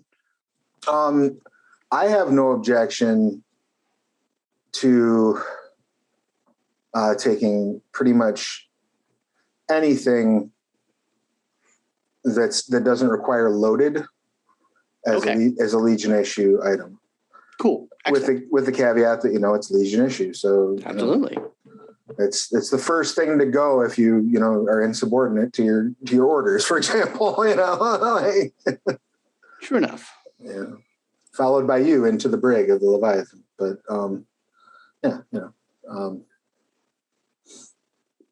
I generally follow the plan of, follow orders unless my psychic senses tell me to do something else. Right.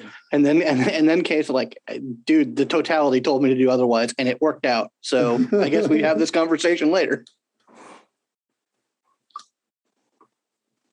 Probably packing something illegal. Illegal is fine. If you check out in,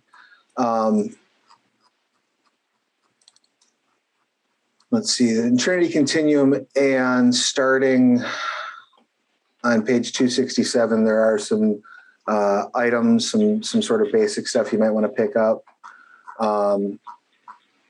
We can certainly custom build a weapon if you want to. Otherwise, there are some options in there. And I'm happy to include options from other books as well. I would assume, Sebastian, if you're a pilot working for Æon in whatever capacity, you're probably provided with a ship. I would assume, and correct me if I'm overstating or jumping over my assumptions, your preference would be some sort of a biofighter? Yeah, that's the direction I'm leaning, and I'm currently looking at the electrokinesis, technokinesis, to see if that's really what I want to be doing. Okay.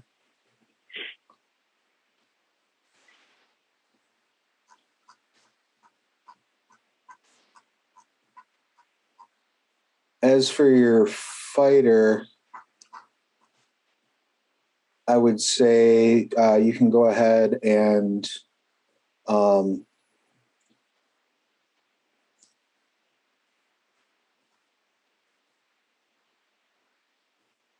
probably take, unless you've got the tolerance to handle a locust, I would say just take a hybrid fighter. All right, I'll look at those. I've got a 5-3.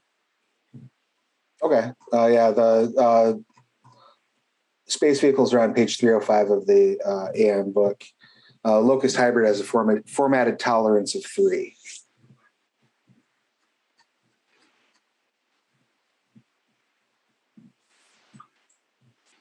And just to check.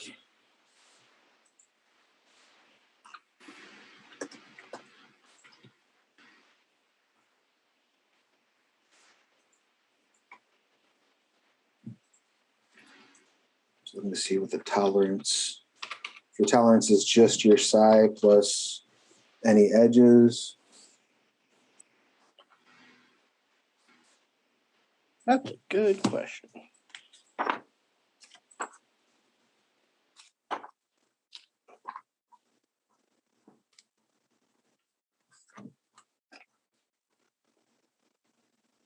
It is your stamina plus psi.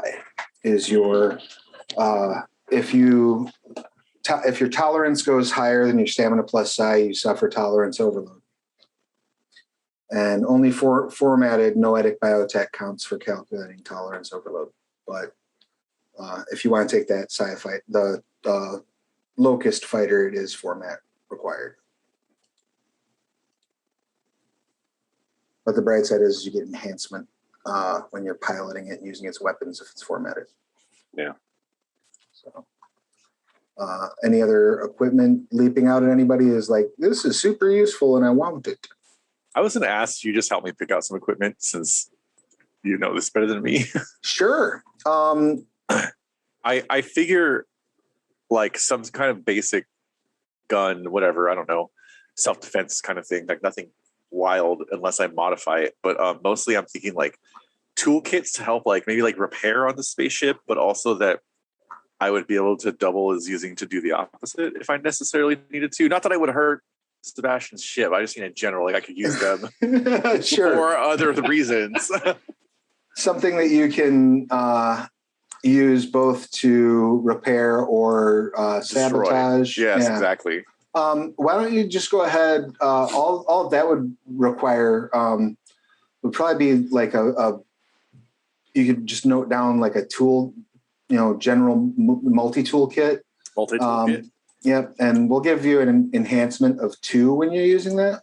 Okay.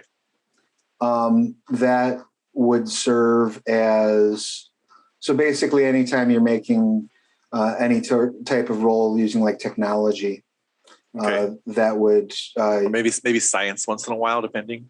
Right, depending on the circumstances, you could use that to get that enhancement. You may want to look at some of the in terms of weapons. The ranged weapons table on 280 of the Æon book is nice, and there are a couple of interesting ideas in there that you can also modify into a psi gauntlet. So any of the weapons that are not heavy on there would be available you could add the psi gauntlet tag to them, and then it would add, I believe, 1 to the formatted tolerance listed there, but you would have it as like a formatted bio app that you wear on your wrist that can fire that kind of weapon. Okay. So it's relatively, I mean, people who know, people from Earth are going to know it's a psi gauntlet. Aberrants may or may not notice. Aliens probably won't think of it as anything stranger than anything else you're carrying. So those are options. And like one of them is an example, or a couple of them are examples of gauntlets. So there's like the laser gauntlet, the mini pulse, and then the large pulse are listed in there. But you could add the other ones. Like you could have a gauntlet, flechette carbine. You just need to, add 1 to the formatted tolerance.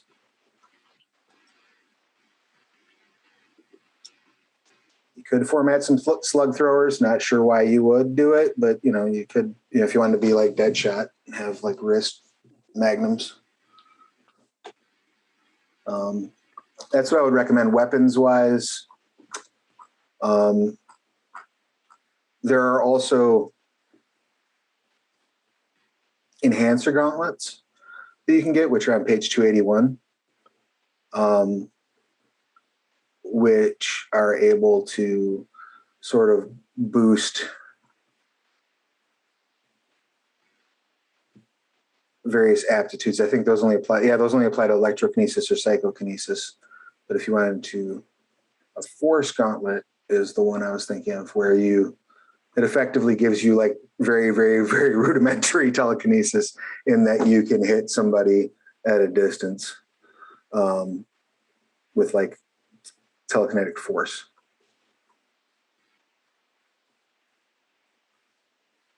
I think I like the idea between the flechette gauntlet.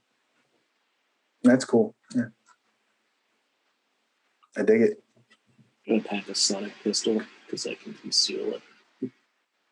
It's a good plan. And if I think its adaptation goes high enough, you can subsume your BioWare into your body. So like you'd be like Scorpion in the original movie, where like the slot opens up in your hand and that weird, and then like you're shooting flechettes out of it.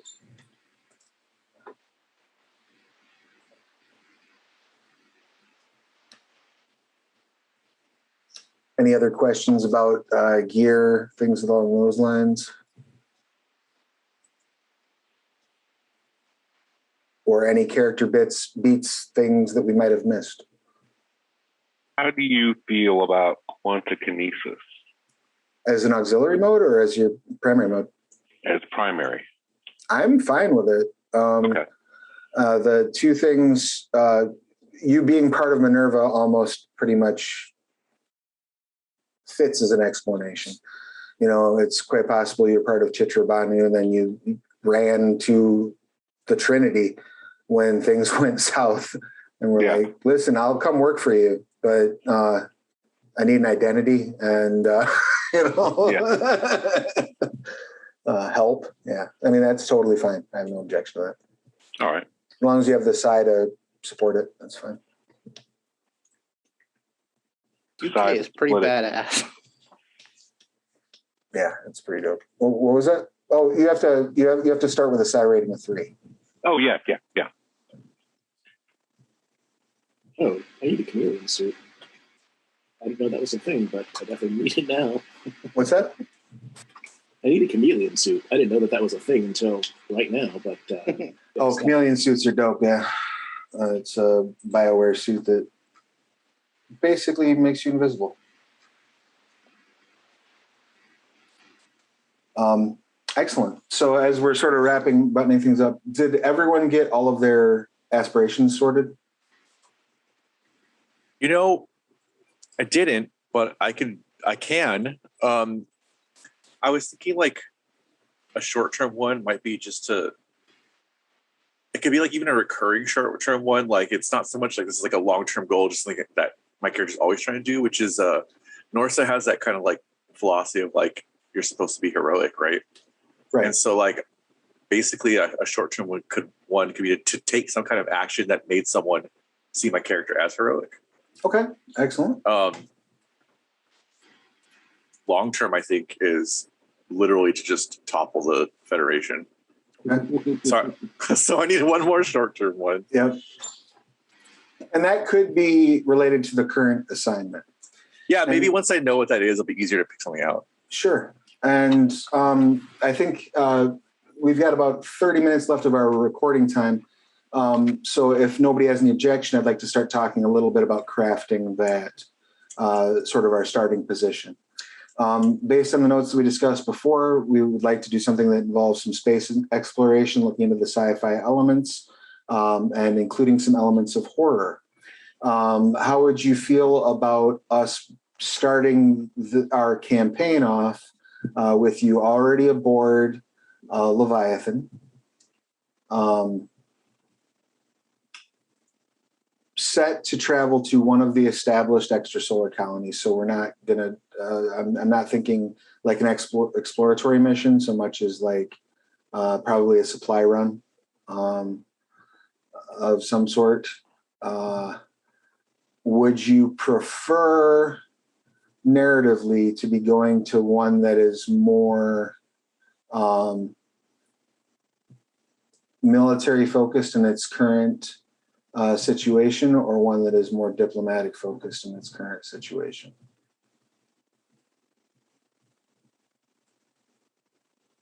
Do you mean like more actively embroiled in combat? Yeah, more like that's in more current distress, or one that's more like that's in a safer, that you're headed on a safer mission. And part of the reason I ask is that will definitely affect what your ship is leaving with. You know what I mean? If you're on your way to Kansalugi, which is currently embroiled like up to their necks in aberrants, everything on that ship is going to be dedicated to blowing up aberrants. Whereas if you're going to, say, even Karoo Mining Colony, while they are actively engaged in a conflict with the chromatics, there's a lot more scientific information or materials being sent there, particularly for studying the chromatics, things like that, along with armaments. Whereas if you were going to, say, Qin Shui,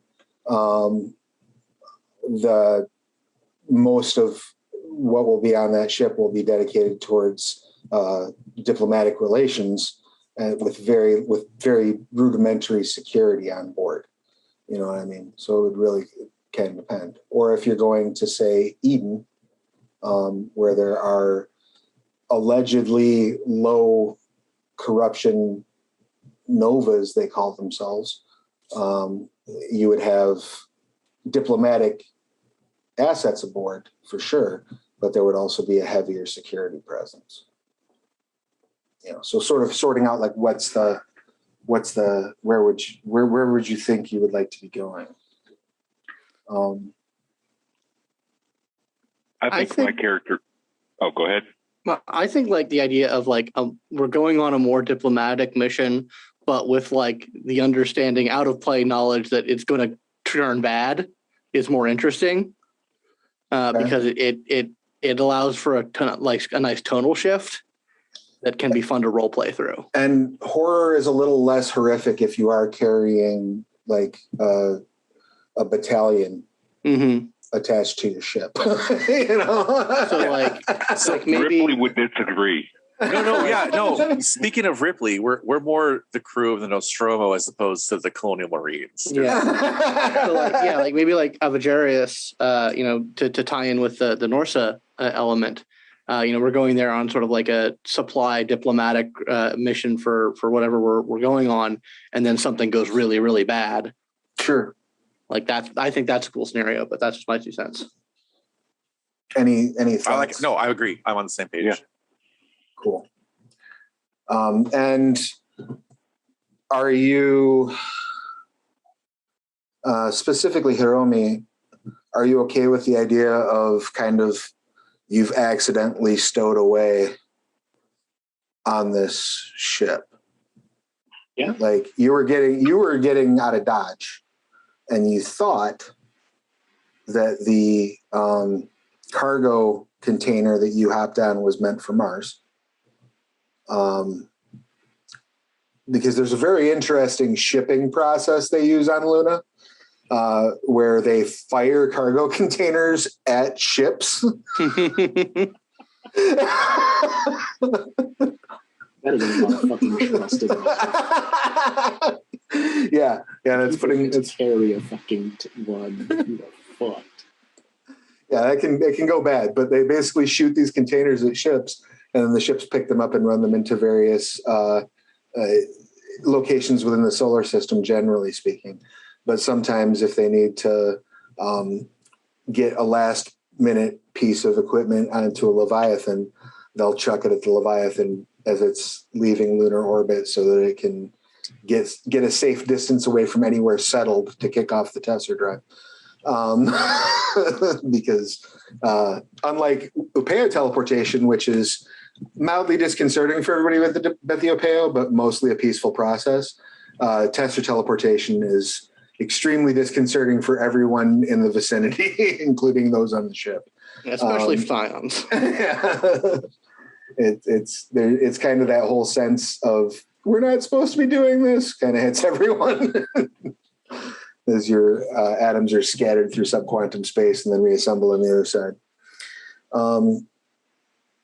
I am thinking our action will literally pick up kind of at that moment, at the moment of,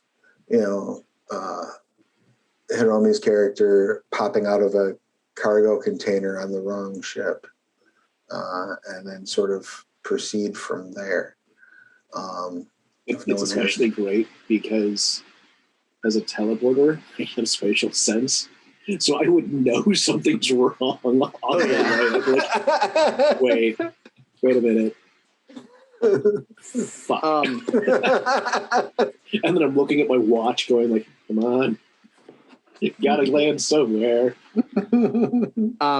Something I wanted to bring up with Sebastian, your character being a quantum kinetic, is like technically you have a warrant out for you. Like by the United Nations, every quantum kinetic is wanted at least for questioning because of, so that's just a thing to keep in mind. Right. And I think the backstory that we were aiming for, correct me if I'm wrong, Sebastian, is that he turned himself over and said, I will give you whatever answers I can give you in exchange for a cover and a new purpose, which is why he's working for Minerva now. Okay. Yeah. I mean, that's good. Yeah. As long as it gets sorted out, it's just like, I'm thinking from the lines of the other characters.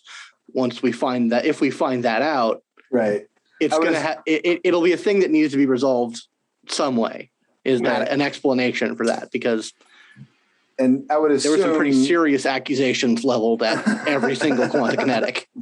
Right. And I would assume that your cover story probably indicates that you're like an electrokinetic or something along those lines. Something that you can easily fake with quantum kinesis. I've got an auxiliary mode. So cool. Okay, sweet. Yeah, good. Yeah, so I would assume the cover story is that you're either a freelancer or an Æon operative. I'm just a pilot, man. Probably that they've put you on this ship because Minerva has its own interests in what's going on politically on Avarius, and secondly, you make for an extra bang for the security buck in the event that aberrants do show up. You're able to shut them down in ways that other Scions aren't. Theoretically. We'll test that theory. Don't worry about that. Speaking of crime. Yes. I wanted to pick up an intrusion kit, but that specifically requires like a few paths, none of which I actually took. It's okay if I take it anyways, since my character is definitely a fucking criminal. What's the intrusion kit from? It is from Æon. It's basically lockpicks and glass cutters and shit like that. Oh, yeah, I have no objection to that. Yeah, your whole concept fits with it, so absolutely. I mean, like, as far as my me, presence is illegal. It's kind of a hat on a hat. Yeah, I don't see why you wouldn't be able to. Yeah, there is some sort of mundane minor technology in like page 292 and past in the Æon book as well. And there's nothing in there I don't think that I have an objection to as far as like the spy tech and things like that. That stuff's all fine. In terms of your path contacts, each path that you have is a path rating 1. Each rating in a path provides a path contact. So you may want to think of like what sort of person you have in those contact roles, right? So for example, James, you might want to have, I would assume for your origin path, you would have someone from back home, whether that be like a fellow freedom fighter or whether that just be a resident of your home village, right? Like, somebody that you're friends with. I would assume the same would go for your role. They would be drawing from similar backgrounds, though your role path could also have a path contact that's maybe like a sympathizer within the FSA, or even like an enemy within the FSA, but that you have some sort of relationship with that you can draw on, if that makes sense. As for your Norsa contact, that could be literally a recruiter from the Norsa. That could be a scientist from within the Norsa. That could be another operative from the Norsa. That could even be someone that's higher up in the Norsa's organization. One of the interesting tidbits about Norsa is the proxy of the Norsa tends to take a much more personal interest in the lives of every single member of the Norsa than any other, with the maybe arguable exception of Alex Cassell. So you could conceivably have the proxy as a path contact. Now that is only going to give you the leverage that having them as a path contact as opposed to like taking dots and patron for them would be. But I have no objection to you listing Del Fuego as your path contact. Uncle Giuseppe, he looks out for everybody. Yeah, I'll do that for sure. I think my origin contact might be like maybe just kind of like some small time political leader from where the city I'm from. Okay. I think if it still exists, I don't know if it matters because of whatever's written, but I think I'm probably going to be from like Mérida, Mexico, which is in the Yucatan. Oh yeah. That's so totally fine. Yeah, maybe some kind of just like local leader. And then for my role, I think that's actually where I want like some terrorist friends. Cool. For my role contact. That works for me. Feel free to name them, or just to if you would prefer at the moment to just leave them with basic descriptions, and then we can name them as we go. That's fine. Okay. I will say that due to the nature of what we're doing story-wise, Earth-based contacts are going to be a little harder to get a hold of. Sure. And to draw anything from, but that doesn't necessarily mean that you're entirely without them. There may be some ways to leverage that information, those connections anyway. Have you given any thought to your contacts, Scott? Yeah, I think probably for my Legion contact, like, because I'm kind of thinking like, obviously I'm a Legionnaire. I'm a part of the military. Normally I'm in a unit. So I'm thinking like either just to sort of facilitate, forming up with a team, the idea of like a month or so ago, I got like random orders, co-signed by, someone in the ISRA saying like, he really needs to be reassigned to this mission. As like a security, like a tactical and security consultant, sort of thing. So he's sort of assigned to the ship, and is part of like the security crew. So he's but I would imagine like his Legion contact would be like his commanding officer that he's supposed to check in with, just to make sure that, everything's on the up and up, since he's kind of operating independently. Yeah, that's fine. And to that end, there's probably a Legion, at least, I'm so terrible with the organizational stuff, but there's probably several units on board. Sure.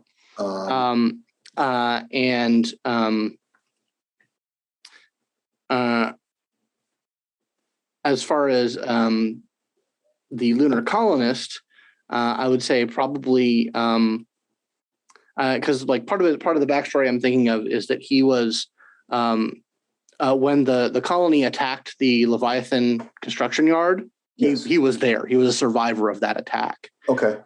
So I think someone probably who who was there also, like a fellow survivor, who is sort of went on a similar track, but probably more in a civilian capacity. Someone who dedicated themselves like, okay, that bastard wants to destroy our ships. Hell no, I'm going to work for them so that we can redouble our. So maybe like a technician who's on the ship who survived, who I know and survived that attack with. Okay. Yeah. So somebody who's maybe like either an Æon employee or Orgatech employee that's non-psionic. Okay. And as far as a technician is concerned, or tactician is concerned, like his old drill sergeant, or someone someone who taught him, kind of like he always had like this sort of basic like spatial tactical awareness and understanding, but someone who actually taught him military science. Cool, I dig it. Excellent. Yeah, feel free to note those down in your path contacts. Will do. I have not covered Hiromi and Sebastian, right? Sebastian, path contacts. What you got?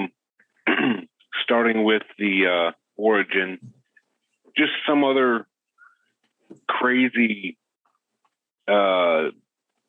thrill-seeking pilot. Who knows if he's just a stunt pilot for entertainment or something equally as off the wall. But somebody who's just more of a normal friend in the same business. Okay, so like a commercial pilot, somebody who's not not necessarily serving, but yeah. Okay. Yeah. For the role contact, an actual mechanic, basically. Okay. Somebody who's adept with working on both my thing and whatever I might happen to show up with one day. Okay.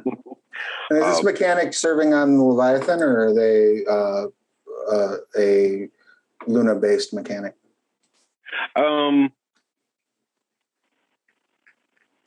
I'd assume on the Leviathan, because if I'm going along and if that person and I work together and I need somebody that I can trust to make sure that my personal vehicle is up to spec, I'd try to take them along. And then for the Æon contact, another covert operative who I might not at this point realize who it is, but that person is on the ship and is a one-dot patron. Okay, excellent. Basically, the one person who at the same time is responsible for bringing me into Minerva. So it's like, hey, I did you a solid, but at the same time, you're my responsibility. So if you screw up, I'm going to come handle you. Cool. So you'll be getting a lot of messages and exploding shoes and whatnot. Yeah. I love it. Beautiful. And then last but most certainly not least, Hiromi, do you have any ideas for your contacts? So I was thinking a little smaller than where I ended up going, just because Luna the Colonist offered it up as an example. One of my contacts is the president. Love it. Okay. Because as long as I give her a cut of the amount of money that I steal from people or grift from people, she's okay with me impersonating her because it adds to the mystique. Right. Exactly. It's she's getting a cut. Business is business. You're improving her portfolio. I could see it. Absolutely. And then I'm just assuming that there's organized crime in Ukiyoshi on the moon. And so I'm like, sure, why not? There's probably Yucks in there. Why not? Sure. And then because she's not a terrible person, she's just a bad person. Her last contact is food, not noetic bombs.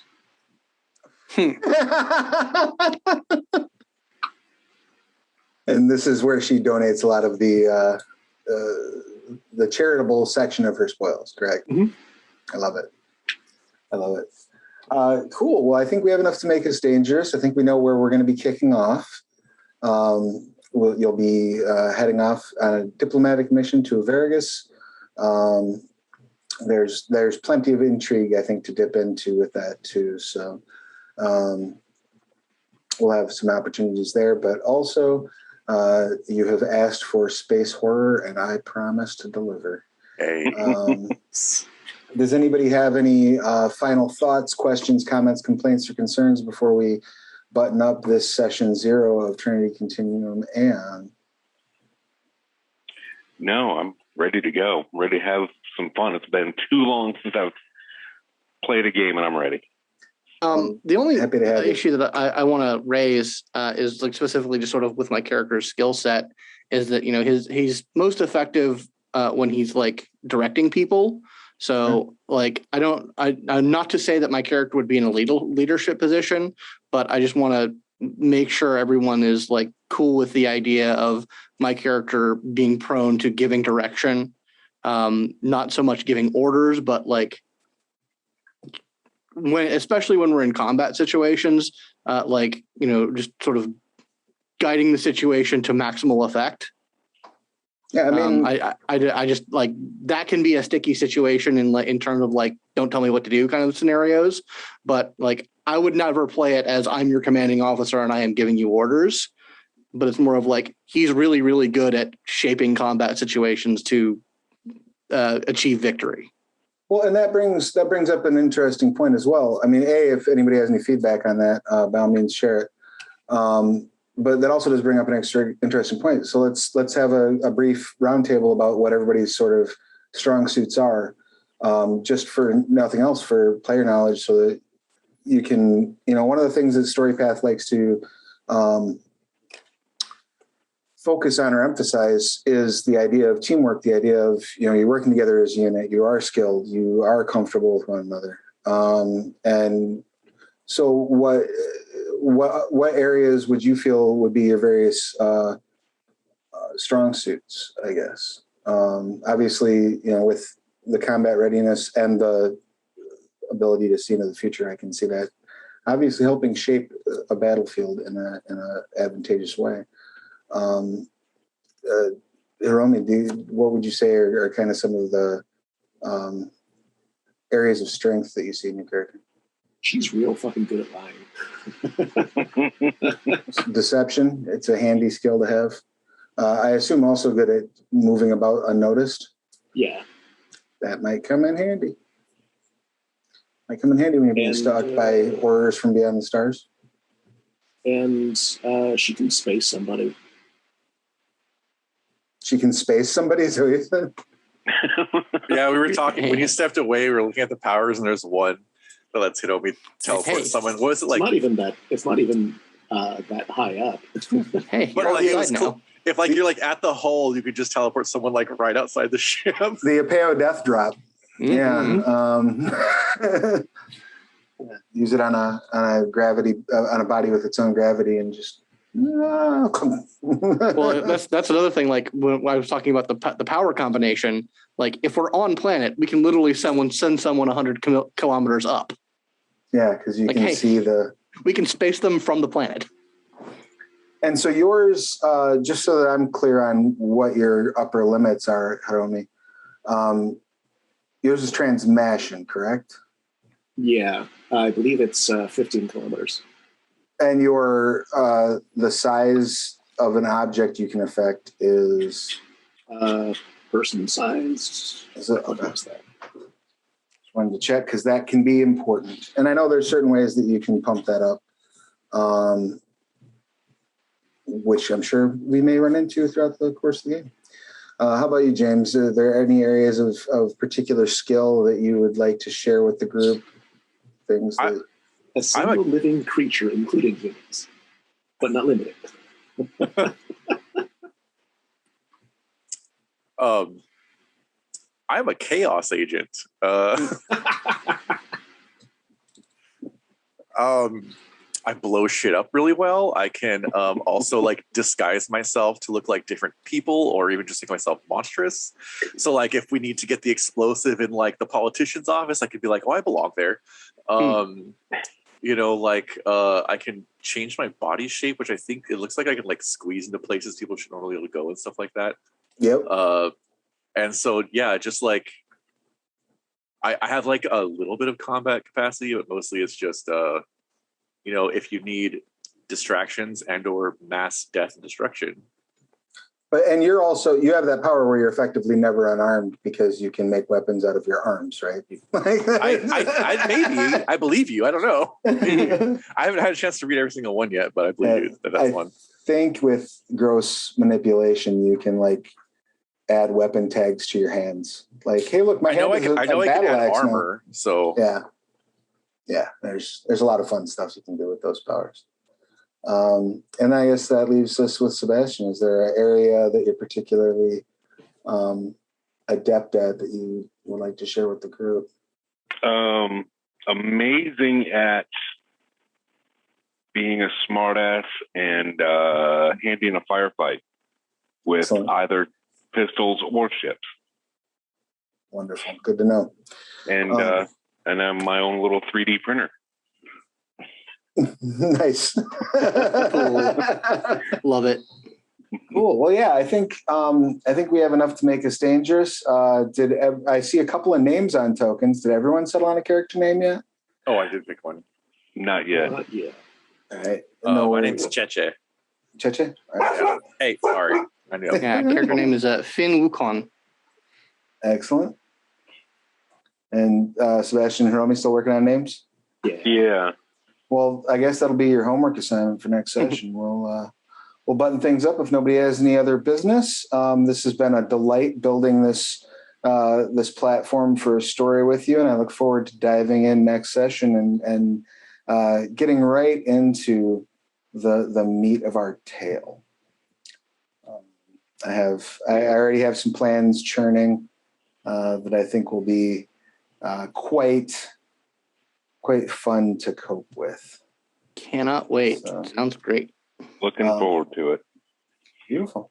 Well, with that, then let's go ahead and do our outros. I would like to give everyone a chance to once again introduce themselves, tell us who you are, what you do, your pronouns, who you're playing, their pronouns, and anything that you would care to promote, whether it be just your presence on social media or a project that you've recently been involved with. And this time, we'll start things off with Sebastian because you didn't get to do an intro on the way in. I didn't get in because I was late. Then when you've completed, you can hand the talking privileges to the next person and so on and so forth. So Sebastian, please give us your pertinent details. My name is Sebastian Freeman, he, him, and my character is also he, him. I have been gaming for, I don't know, a lot of years. And I'm a semi-active freelancer and content creator of my own stuff, mostly on the Storyteller's Vault for World of Darkness. But I am neck deep in a really cool Trinity Continuum cinematic-based project that I hope to have out soon. Excellent. And who would you like to nominate to go next? Mr. Sembrano. Did I say that correctly? You did. My name is James Sembrano, and I write for all kinds of gaming products like World of Darkness, Scion, Transformers is a big thing I've just worked on. All kinds of stuff. Yeah, no, we'll talk. My character's name is going to be Cheche, as we just discovered, and I think probably they, them. And I'm he, they. I don't forget this time. And yeah, I'm really stoked and excited to be playing with everybody here. Thank you so much. Who goes next? I'm sorry, I muted. My bad. Scott, you go. Sure, no problem. My name is Scott Cuban. My pronouns are he, him. I'm going to be playing Finn Wukon, who is a lunar resident turned clairsentient tactical genius who works for the Legions. I run Simulacra Studios, which is an actual play studio. You can find us on YouTube and Twitch at Simulacra TV and Twitter at Simulacra RPGs. Currently, we are broadcasting our Trinity Continuum Aberrant actual play, Atomic Youth, which I think is a lot of fun. It's teen novas having a lot of teen drama and a really borderline hilarious superheroics. I'm also the co-host of the Polyhedron RPG discussion podcast, which you can find on Twitter at PolyhedronCast, and in your podcatcher of choice. And I'm super looking forward to this game. It's going to be a lot of fun. And so, Hiromi. Hi, I'm Shidomi Kota. They, them. I'm the creative lead for Scion. I write a ton of stuff for a bunch of companies, mostly Onyx Path, but a bunch of companies. I will figure out the name of my final girl as homework. I'm calling her final girl because that's the horror genre trope that I'm working off of, but maybe Ripley. It won't be a she. Maybe it'll be someone else. I don't get a chance to play non-binary characters enough, so maybe I'll just make her they, them also. I don't know. But yeah, she's a lot of trouble, and gonna get into even more trouble. I either don't have anything to promote specifically, or I have too many things to promote to It's pick the latter. one. It's probably the second. Where's the best place for them to find all of the various things that you discuss?